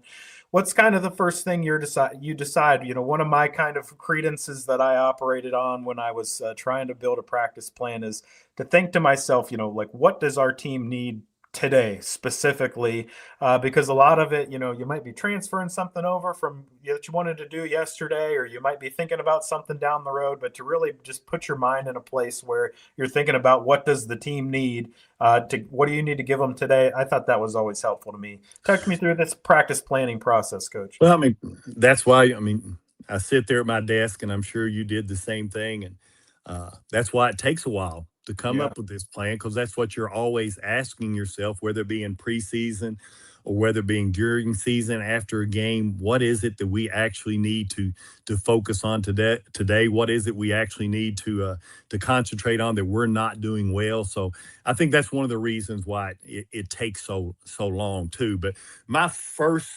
part of practice up to where we get our water break, that pretty much stays the same. Now, there's a lot of different drills that we work on, but I love, man, if you look there at the very first thing, I'm very fortunate, and I still wouldn't be coaching if I didn't have this at Madison Central, that our administrators, I have all of my basketball players last period of the day. nice. Every single day I have them. And that means so much, especially on game days, scouting reports, stuff like that. Now during conditioning, we can get all of our conditioning done mostly during school, but that's very important. But That's like an our athletic period, Coach, or yeah, truthfully, yes, football, they have theirs, not the last period, but the period before the last one. But baseball and basketball, we have ours that last period of the day. And of course, I've got my kids, if they want to play, they play whatever. I have kids that play baseball, I have kids that play football. So, like right now, I have 4 or 5 kids that are not with me because they play football. They're downstairs with football. Football does have theirs last period. So it works out good. As soon as football's over with, they come up and they're with me every single day. So our administrators have been great. Our 3, main sports, baseball, basketball, and football, all have their kids last period of the day. And that really helps out. So our bell rings like at 2 o'clock. And I tell our guys, you got 5 minutes to get to the locker room. So you're at the locker room at 2:05. You got 5 minutes to get your practice gear on. We do all their washing, their practice gear. Their practice gear is always ready. At 2:10, we're on the floor. So instead of going straight into stretching, and I've done this for 30 years, and I love this. We just call it, and they know what goes they're going to. There'll be 3 people on a go. We call it 2-minute flip pass shooting. And basically, this is just to get loose before we actually start stretching. Everybody has a basketball. They flip it out. They go out, they catch it, they turn, they pivot and shoot. And it's just continuous for 2 minutes. And then we've got one rule. You don't have to go full speed. You just can't walk. So when you shoot, you jog after your rebound, you get it, you flip it out, you catch, you pivot, you shoot. And then the last 30 seconds, we'll yell out shot fake. So they'll do the exact same thing. They'll flip it out, catch, pivot, shot fake, one dribble, then shoot for the last 30 seconds. Then a lot of times we'll have them to do mic-ins, to do 6 of each one of the mic-ins, and then we'll come to the sideline to do our stretching. We have done that for 30 years. And that way they're kind of already loose before they start to do their stretching, their warm-ups that my assistants will take care of. So we have always done that. Really, really enjoy that. And then usually after that, some type of a full court shooting type drill where we get them moving to get loose. Then I got a 4-man closeout. That's just a defensive intensity, talking, communication, get everybody talking. And I don't know about you, Matt, and I've talked to other high school coaches about this. Getting high school kids to communicate and talk and be loud, I think that's my number one frustration with high school kids. I think it was very interesting. Ray Harper, that coaches at Jacksonville State, they've played Eastern a lot of times. So he'll always call me because he doesn't like the gym time that Eastern gives him. So Ray will call me because he's recruited a lot of my guys and said, Coach, can we use your gym for practice the day before the game? I said, yeah, Coach. So I love it when he comes and I'll have my guys. It'll be during that last period. I'll have my guys sit down and watch, and that's the number one thing I'll ask. So, guys, what is the biggest difference that you notice about one of our practices and watching this college team practice? And it's not the talent level. And that's like, Coach, it's how they talk. It's how they communicate. They don't just they yell. And just being able to show them how it's supposed to be done, that has helped out. But that's very, very frustrating for me. And then once we kind of get loose, we'll do some type of offensive breakdown, whatever we need to work on for that day, some type of skill work where they're moving. Like on this day, we're actually, a lot of times it's just slot and wing moves. I must have been mad and thinking we're not being able to get much one-on-one stuff. So we actually went one-on-one live from the slots and wings. And I give them, you got a 3 dribble max, follow all your defensive techniques. Then always shooting drills every single day, whether it be partner shooting, whether it be 3-man shooting. And our guys get up a lot of shots in a short period of time. And then we usually go to some type of one-on-one defense because that's who we are, is our half-court man-to-man defense. On that day, we're going 3-on-3 live. Some days we go 2-on-2 live. We go 1-on-1 live. So we'll do that. And then maybe sometime have an offensive breakdown if we're working on wing ball screens or something like that, we can add in there. But we always finish right before our water break 4-on-4 shell.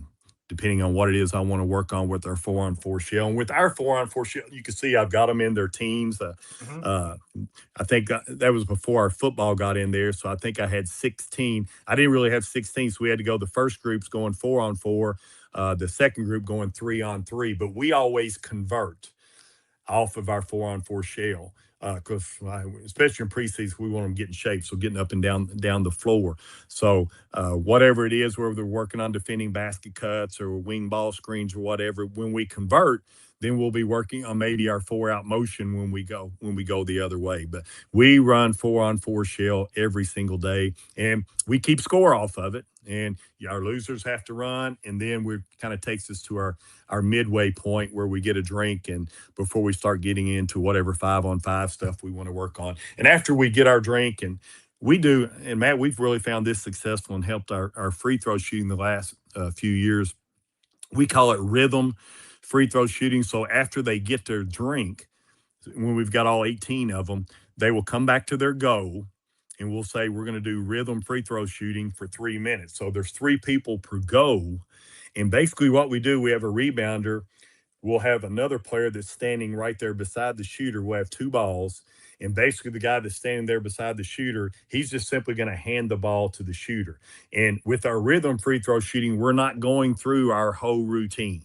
All you're doing is you're already down in your stance. When he hands you the ball, all you do is go up and shoot.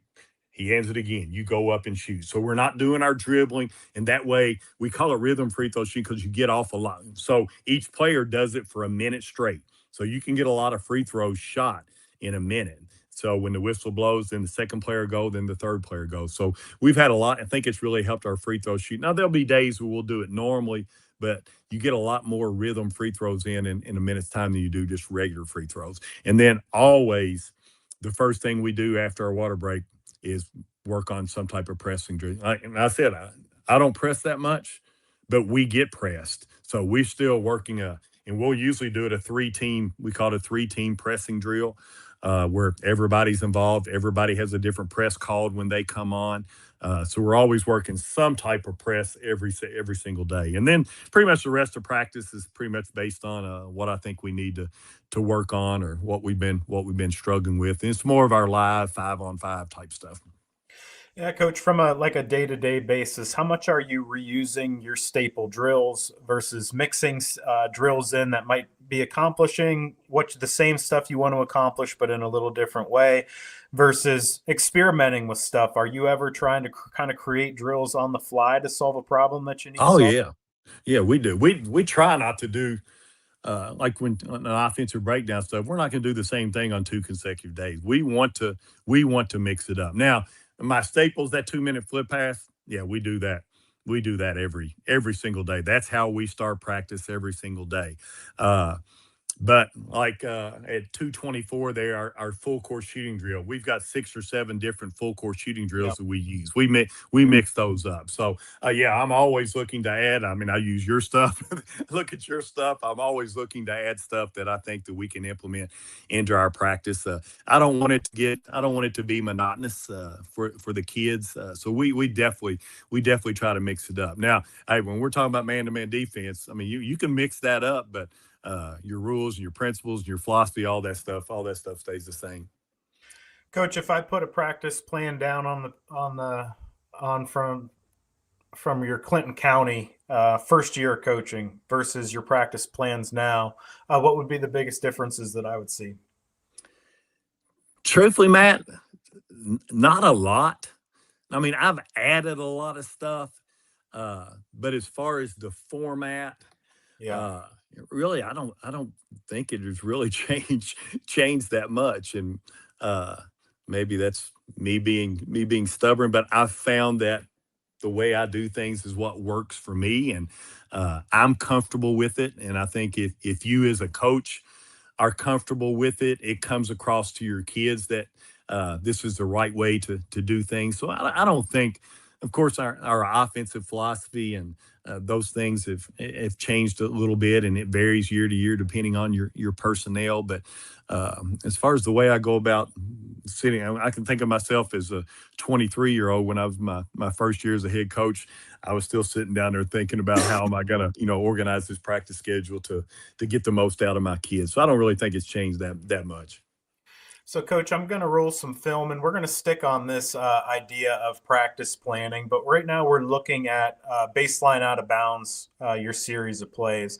And I'd like to frame this conversation around the implementation, the maintenance, the refining, additions to building a baseline out of bounds package throughout the course of a season. Can you talk to me about, we're looking at the end result, but how do we get here? How much time are we spending, and how do we progress things on this specific topic throughout the course of a season?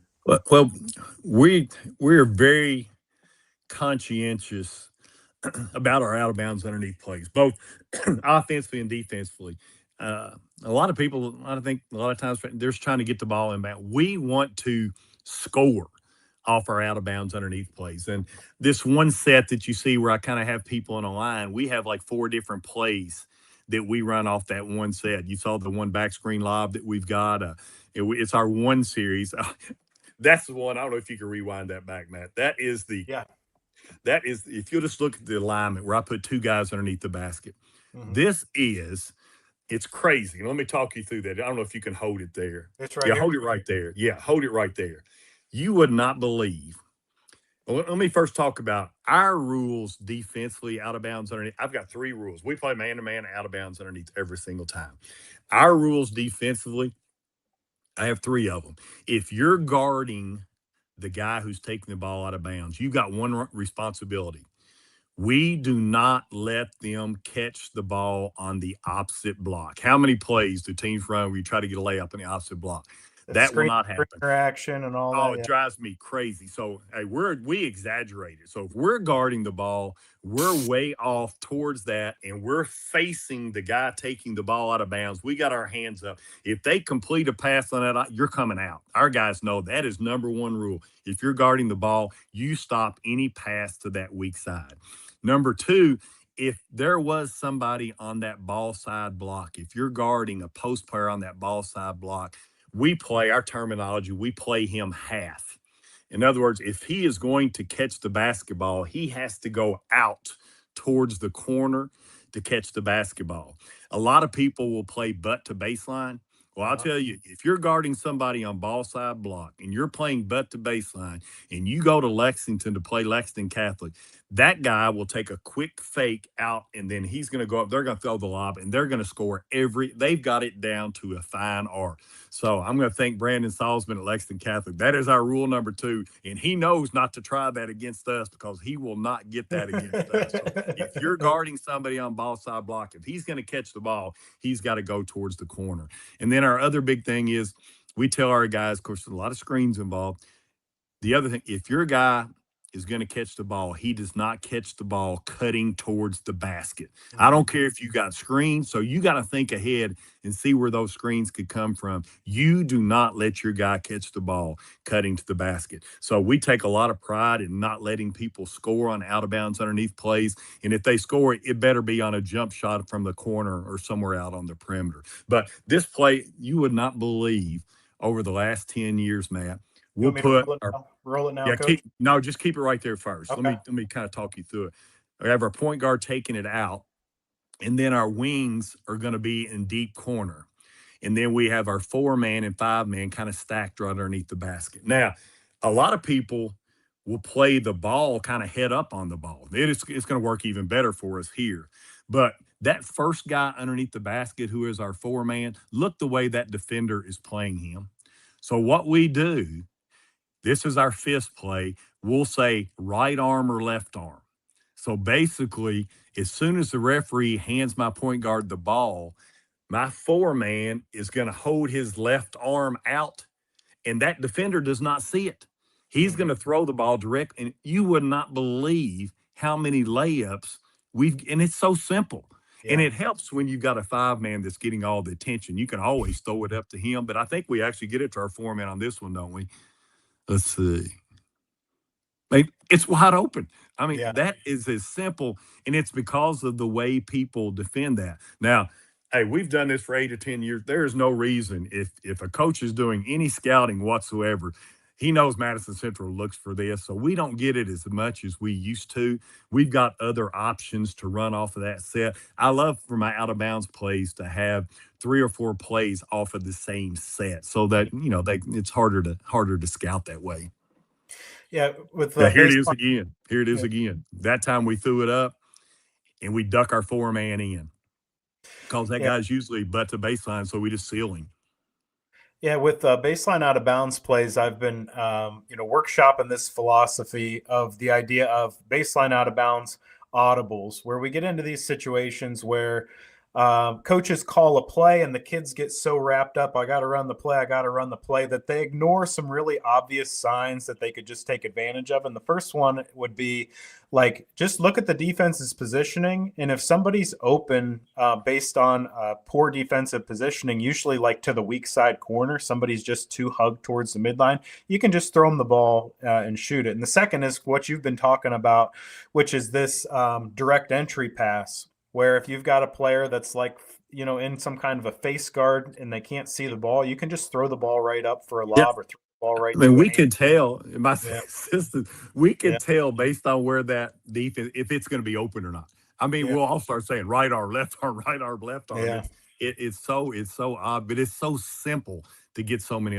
This is our one reverse it play, where we screen across. It's a good shooter coming off of it, but that's out of our one set where we have 4 or 5 plays. Here's the special play again, where it went directly to him. We get so many shots off of that set right there. Yeah. The lob, I think you had the lob play too. Let's see. So the third one of those baseline out of bounds audibles, Coach, would be if they're sagging way off the inbounder, if we can just enter the ball in and then kind of sprint to that ball side corner, and usually we'd have a shooter taking the ball out of bounds, and they can just get a really easy corner 3. This is a nice package. Talk to me about are all of these plays installed for game 1, or how do you kind of massage a baseline out of bounds package out throughout the season? Most of them are in. There's the one that we showed there a couple times off of that our 5th set, where the 5-man pops out and our 4-man ducks in. We actually put that in during the season, but pretty much everything else that you're seeing here, we have in by the beginning of the season. But I just think it's so hard to guard when you've got multiple plays off the same set. That is our one down play, which goes into. You have the guy inbounder taking it out. He curls, then we down screen for the screener, little screen to screener play. There's the duck in play again. But it helps when you got Mr. Basketball that gets fouled. And I talked about Jake shot 298 free throws for the year. That's pretty incredible too. Coach, this has been an interesting segment. I've really enjoyed looking at your baseline out of bounds plays, and also kind of thinking about your thought process of how you would get those installed. But I wanted to kind of move on to our next segment here, which is kind of talking about the players that you've coached through the years. And we're looking at a graphic with, 4 elite players here that have completely different developmental stories. But you've coached 4 Gatorade Player of the Years in Kentucky, I think 2 of whom went on to be, Mr. Basketball in the state of Kentucky. So I'm interested in just talking about the different players that you've had through the years. Who's really made an impact on you? And why don't you start with these 4 gentlemen and maybe just differentiate between how their stories differ? Well, number 50 there, you see in the Kentucky uniform, that was my first Gatorade Player of the Year. That was in 1999. His team went to the state tournament. And the interesting thing about Marquise Estel is his name, and he's actually my dad and I are getting inducted in the Kentucky High School Basketball Hall of Fame tomorrow. He and his wife are actually coming to that, so I'm really excited to see Marquise. You would not believe this. When we got Marquise as a freshman, he probably weighed about 280. Yeah. I mean, he was overweight, but unbelievable hands, unbelievable footwork. And he was still overweight his freshman and sophomore year, but he finally made a conscientious effort, and we were staying on him relentlessly that, Marquise, you're going to have to change your diet. And it was between his sophomore and junior year, and between his junior and senior year, he lost probably 40, 50 pounds. And that's all he needed to do. And then I can remember between his junior and senior year, we went down. They used to have the Steamboat Classic in Memphis in the summer, where all the best teams in the country would be down there. And that's when Tubby Smith was coaching the UK, and that's the first time that he watched Marquise play. Just so gifted with hands and footwork and nice shooting touch. And that's when he offered him. And after we came back from the Steamboat, before then and when school started, my gym was Denny Crum was there about every day. We had coaches from everywhere there watching Marquise. And of course, it's kind of hard to pass up a scholarship offer from the University of Kentucky when you get it. But Queese had trouble knee problems throughout his entire career. Missed pretty much all of his junior year. Actually got hurt his senior year. We thought we had lost him the last game of the regular season. He goes down ACL, so we thought our season was over. Did not get to play in the district tournament. Tubby calls, and he'd already signed at UK, and said, "Bring him over and let our guys look at him."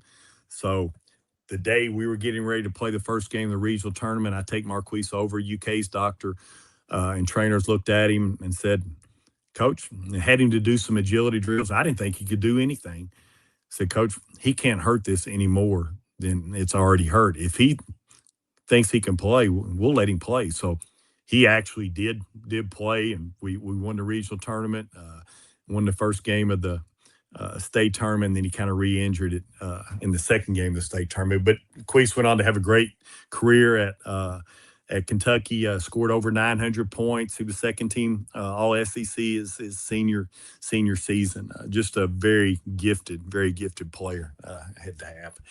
And then, of course, next on the far right there is Dominique Hawkins, who played for my state championship team, 2013, who went on to play at the University of Kentucky.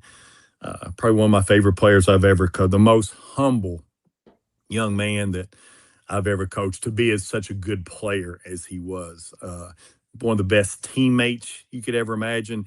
And Dominique, of course, we were very good his senior season. We had some games where we were obviously better than the other teams. He would be one of those players on those games, you'd have to make him shoot because he was trying to make everybody else better, trying to get them their points.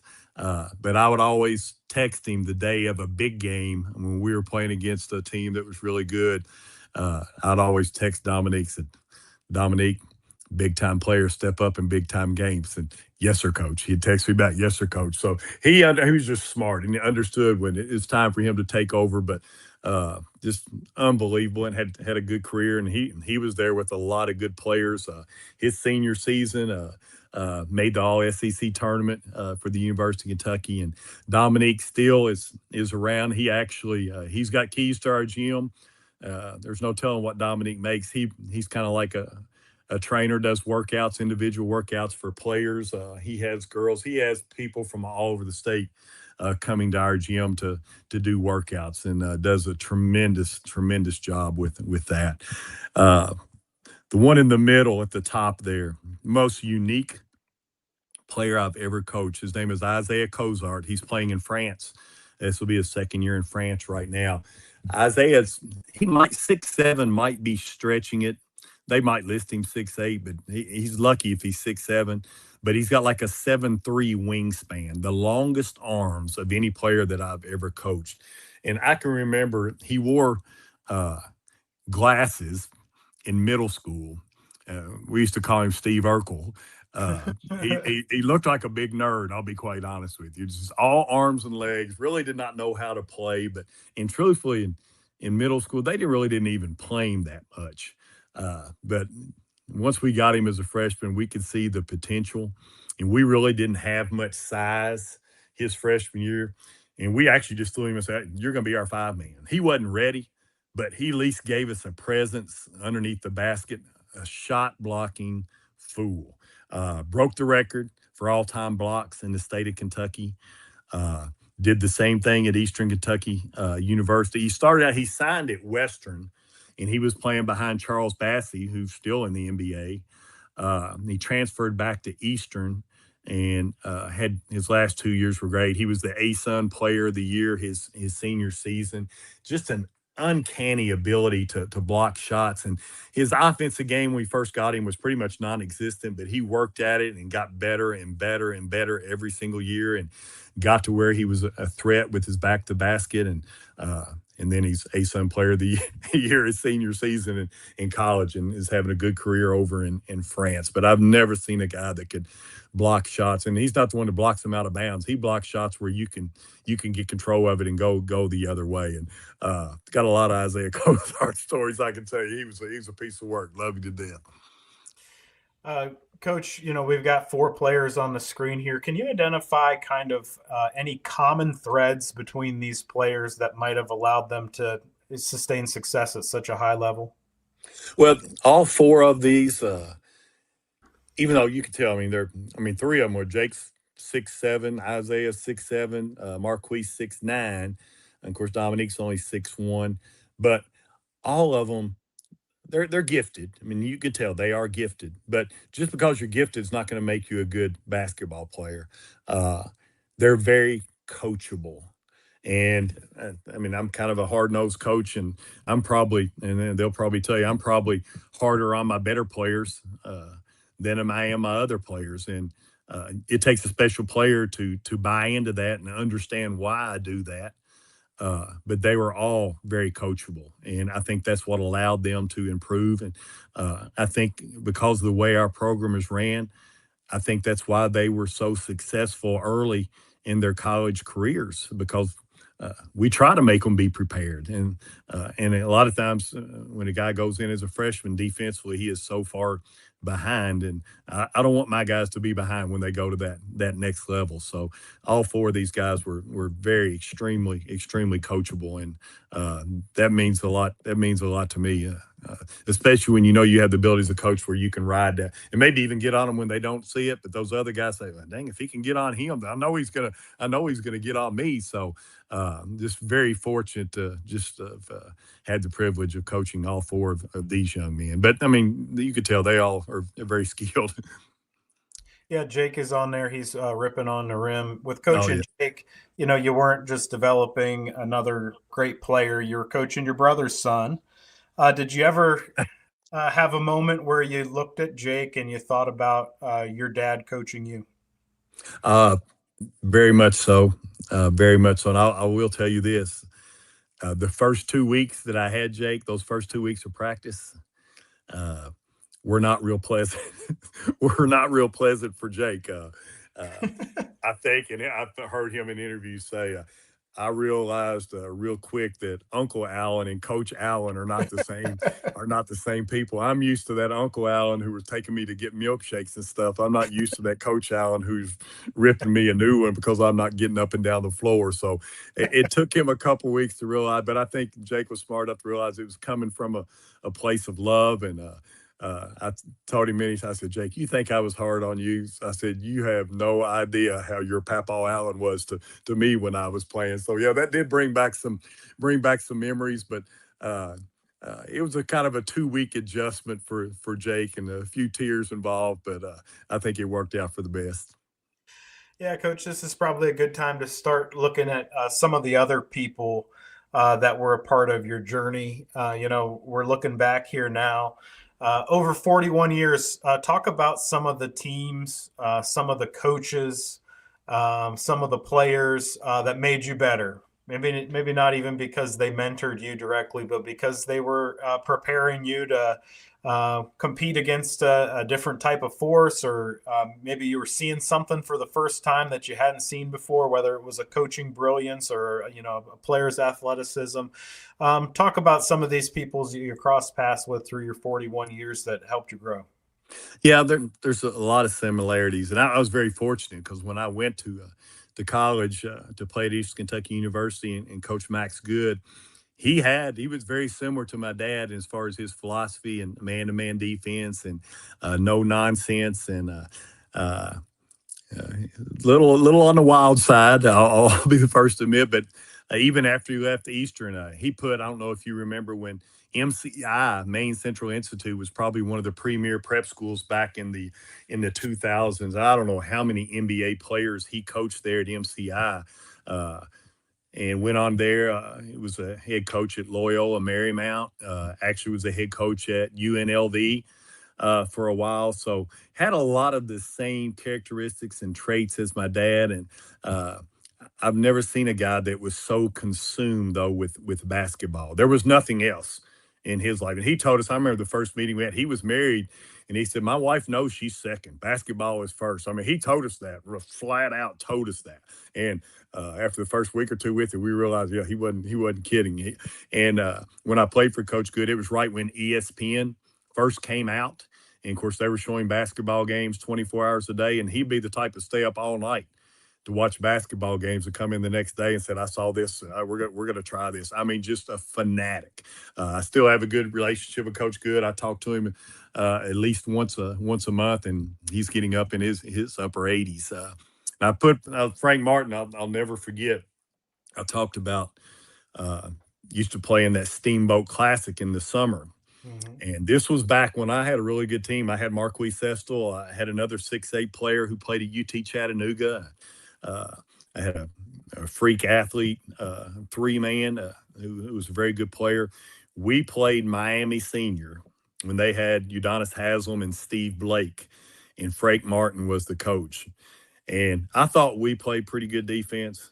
I've never seen a team get after one of my teams the way his team did. Now, of course, you got Steve Blake and Udonis Haslam, and he had a lot of other good athletes with him.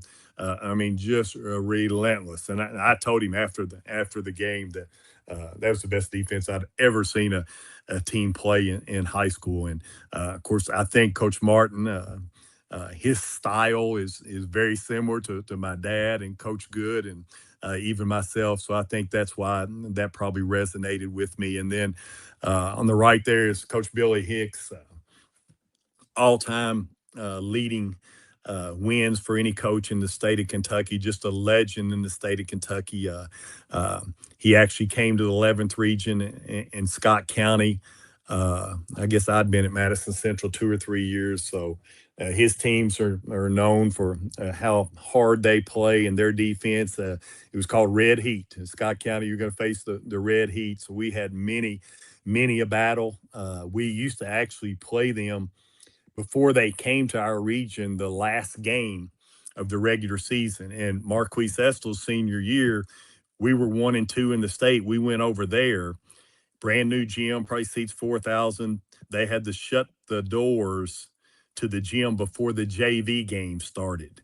A.W. Hamilton, who's the coach at Eastern Kentucky University, played for him on that team. Rick Jones, who was Mr. Basketball and played at Vandy, played at that team. But Coach Hicks' teams, he was one of my mentors. I used to talk to him a lot. Just a great defensive-minded coach and a great coach in the state of Kentucky that I had a lot of respect for. Yeah, I remember watching Coach Frank Martin's teams at South Carolina and trying to study that defense that he was running there. And it's just like, oh, they're not going to allow you to pass the ball anywhere. They're going to deny everything everywhere. Just relentless. Yeah, just relentless. And then, Haslam and, two pros on one high school team. Coach, from a longevity standpoint here, you've been doing this since 1986. What does coaching still give you that keeps you coming back after all these years? Well, my dad always told me that. He said, I told when it's time to give it up, he said, Al, when you dread going in that gym to practice, then it's probably time to give it up. Well, I haven't reached that. I haven't reached that point yet.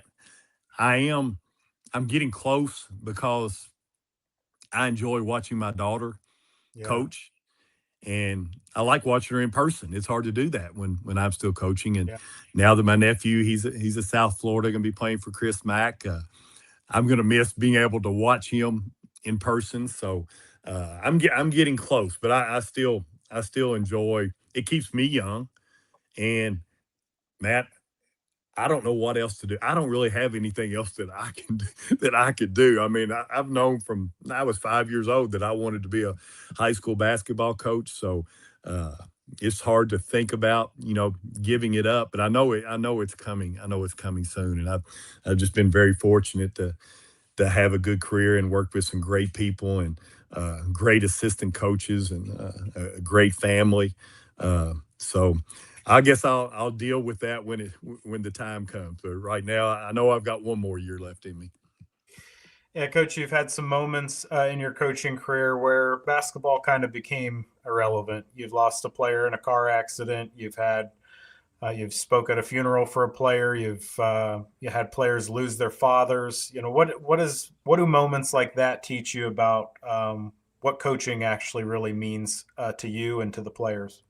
Well, I think it kind of gives you an opportunity to kind of keep things in perspective that this is just a game and there's a lot more to life. And when we talk to our guys, I mean, it's more the life lessons. I think they're the most important than basketball lessons, but the two do kind of tie in. And when you get in the coaching career, you don't think about having players to lose their life. And I had one to get killed in a car wreck, and the parents asked me if I'd be willing to speak at the funeral. And that's not something that you plan on as a coach, and that was extremely tough. And then not that long ago, I had 3 players during the season to lose their fathers, and during the season at a young age to heart attacks, and having to deal with those situations.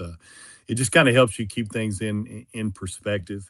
I think it's helped me grow as a person, trying to kind of maybe fill that void for those guys. And I know it's tough. I can't imagine how tough it would have been for me at a high school age if I would have lost my dad. So you never know what other stuff. And that's what I try to tell my young assistants. Being a head coach, the X's and O's and the actual coaching itself, that's about 25% of being a head coach. It's all the other stuff that you get to deal with and have to prepare for.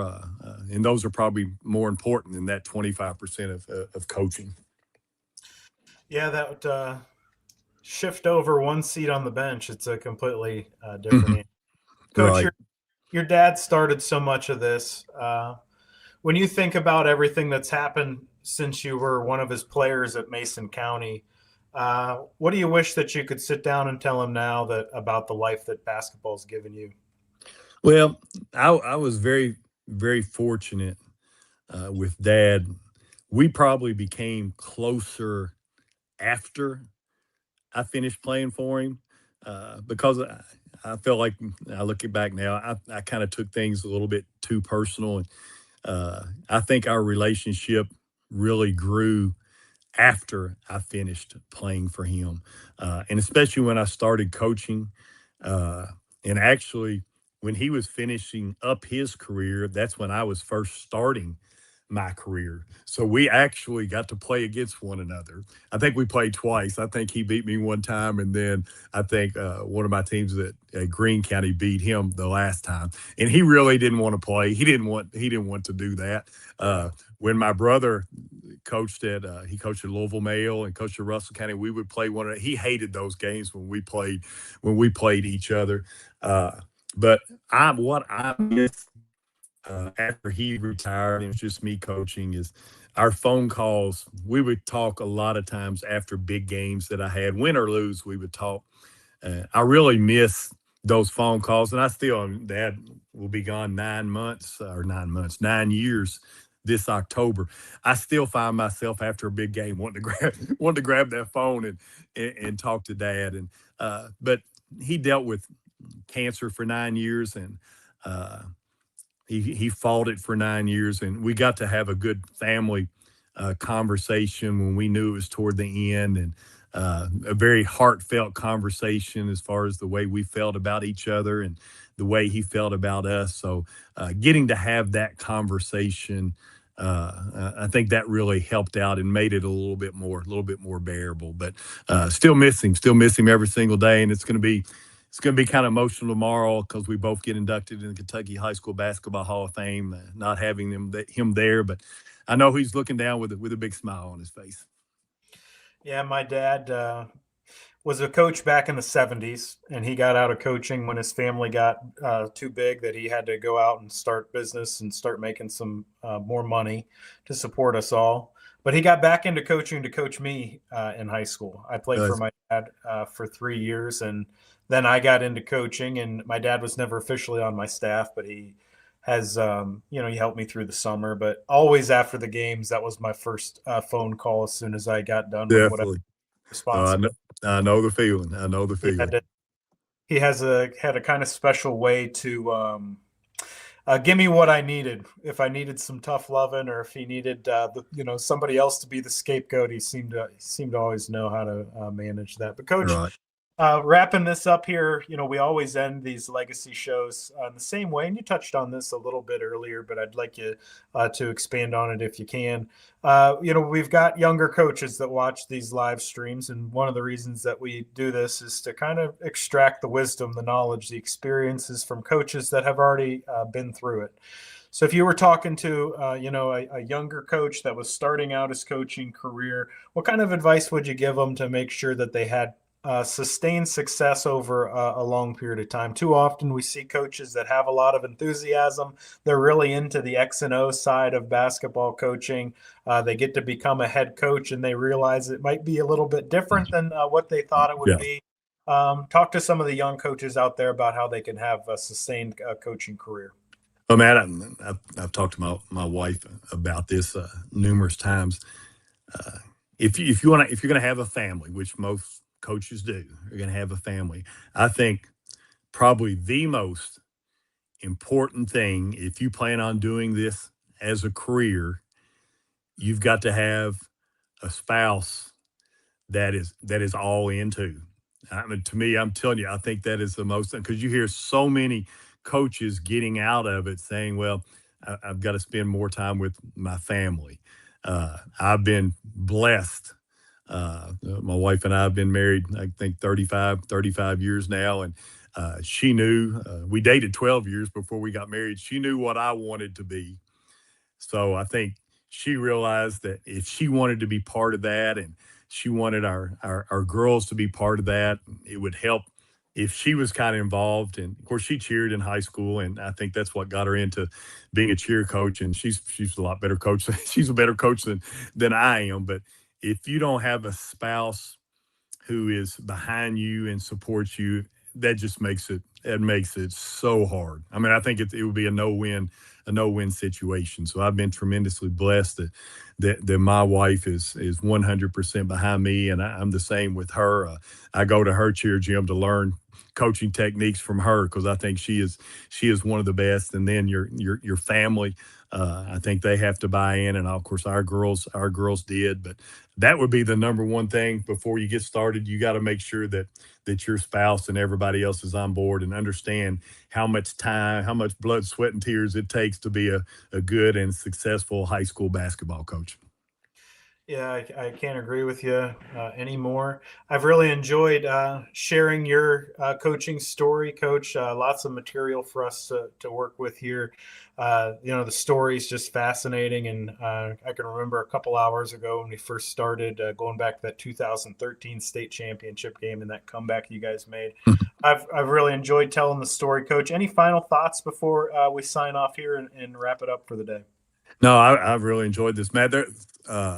There's not a lot of things I could talk about for 2 hours other than basketball, and I'll say you make it extremely easy, and really appreciate what you're doing to promote high school coaches and high school basketball throughout the country, and especially coaches like myself who've been in it for a long time. So I really appreciate what you're doing, and I really enjoyed this too. I feel a strong conviction to try to tell these stories the best that I can and preserve these stories the best that I can. And I'll be coming to you. I'll be coming to you to ask for some of your coaching friends that we can have this same experience with, where we can get some of these stories documented. Coach, Sure. thanks so much. It's been an honor to share this story, and I look forward to staying connected to you as time moves on. Sounds good, man. Really appreciate it. Thank you. All right. Thanks, Coach.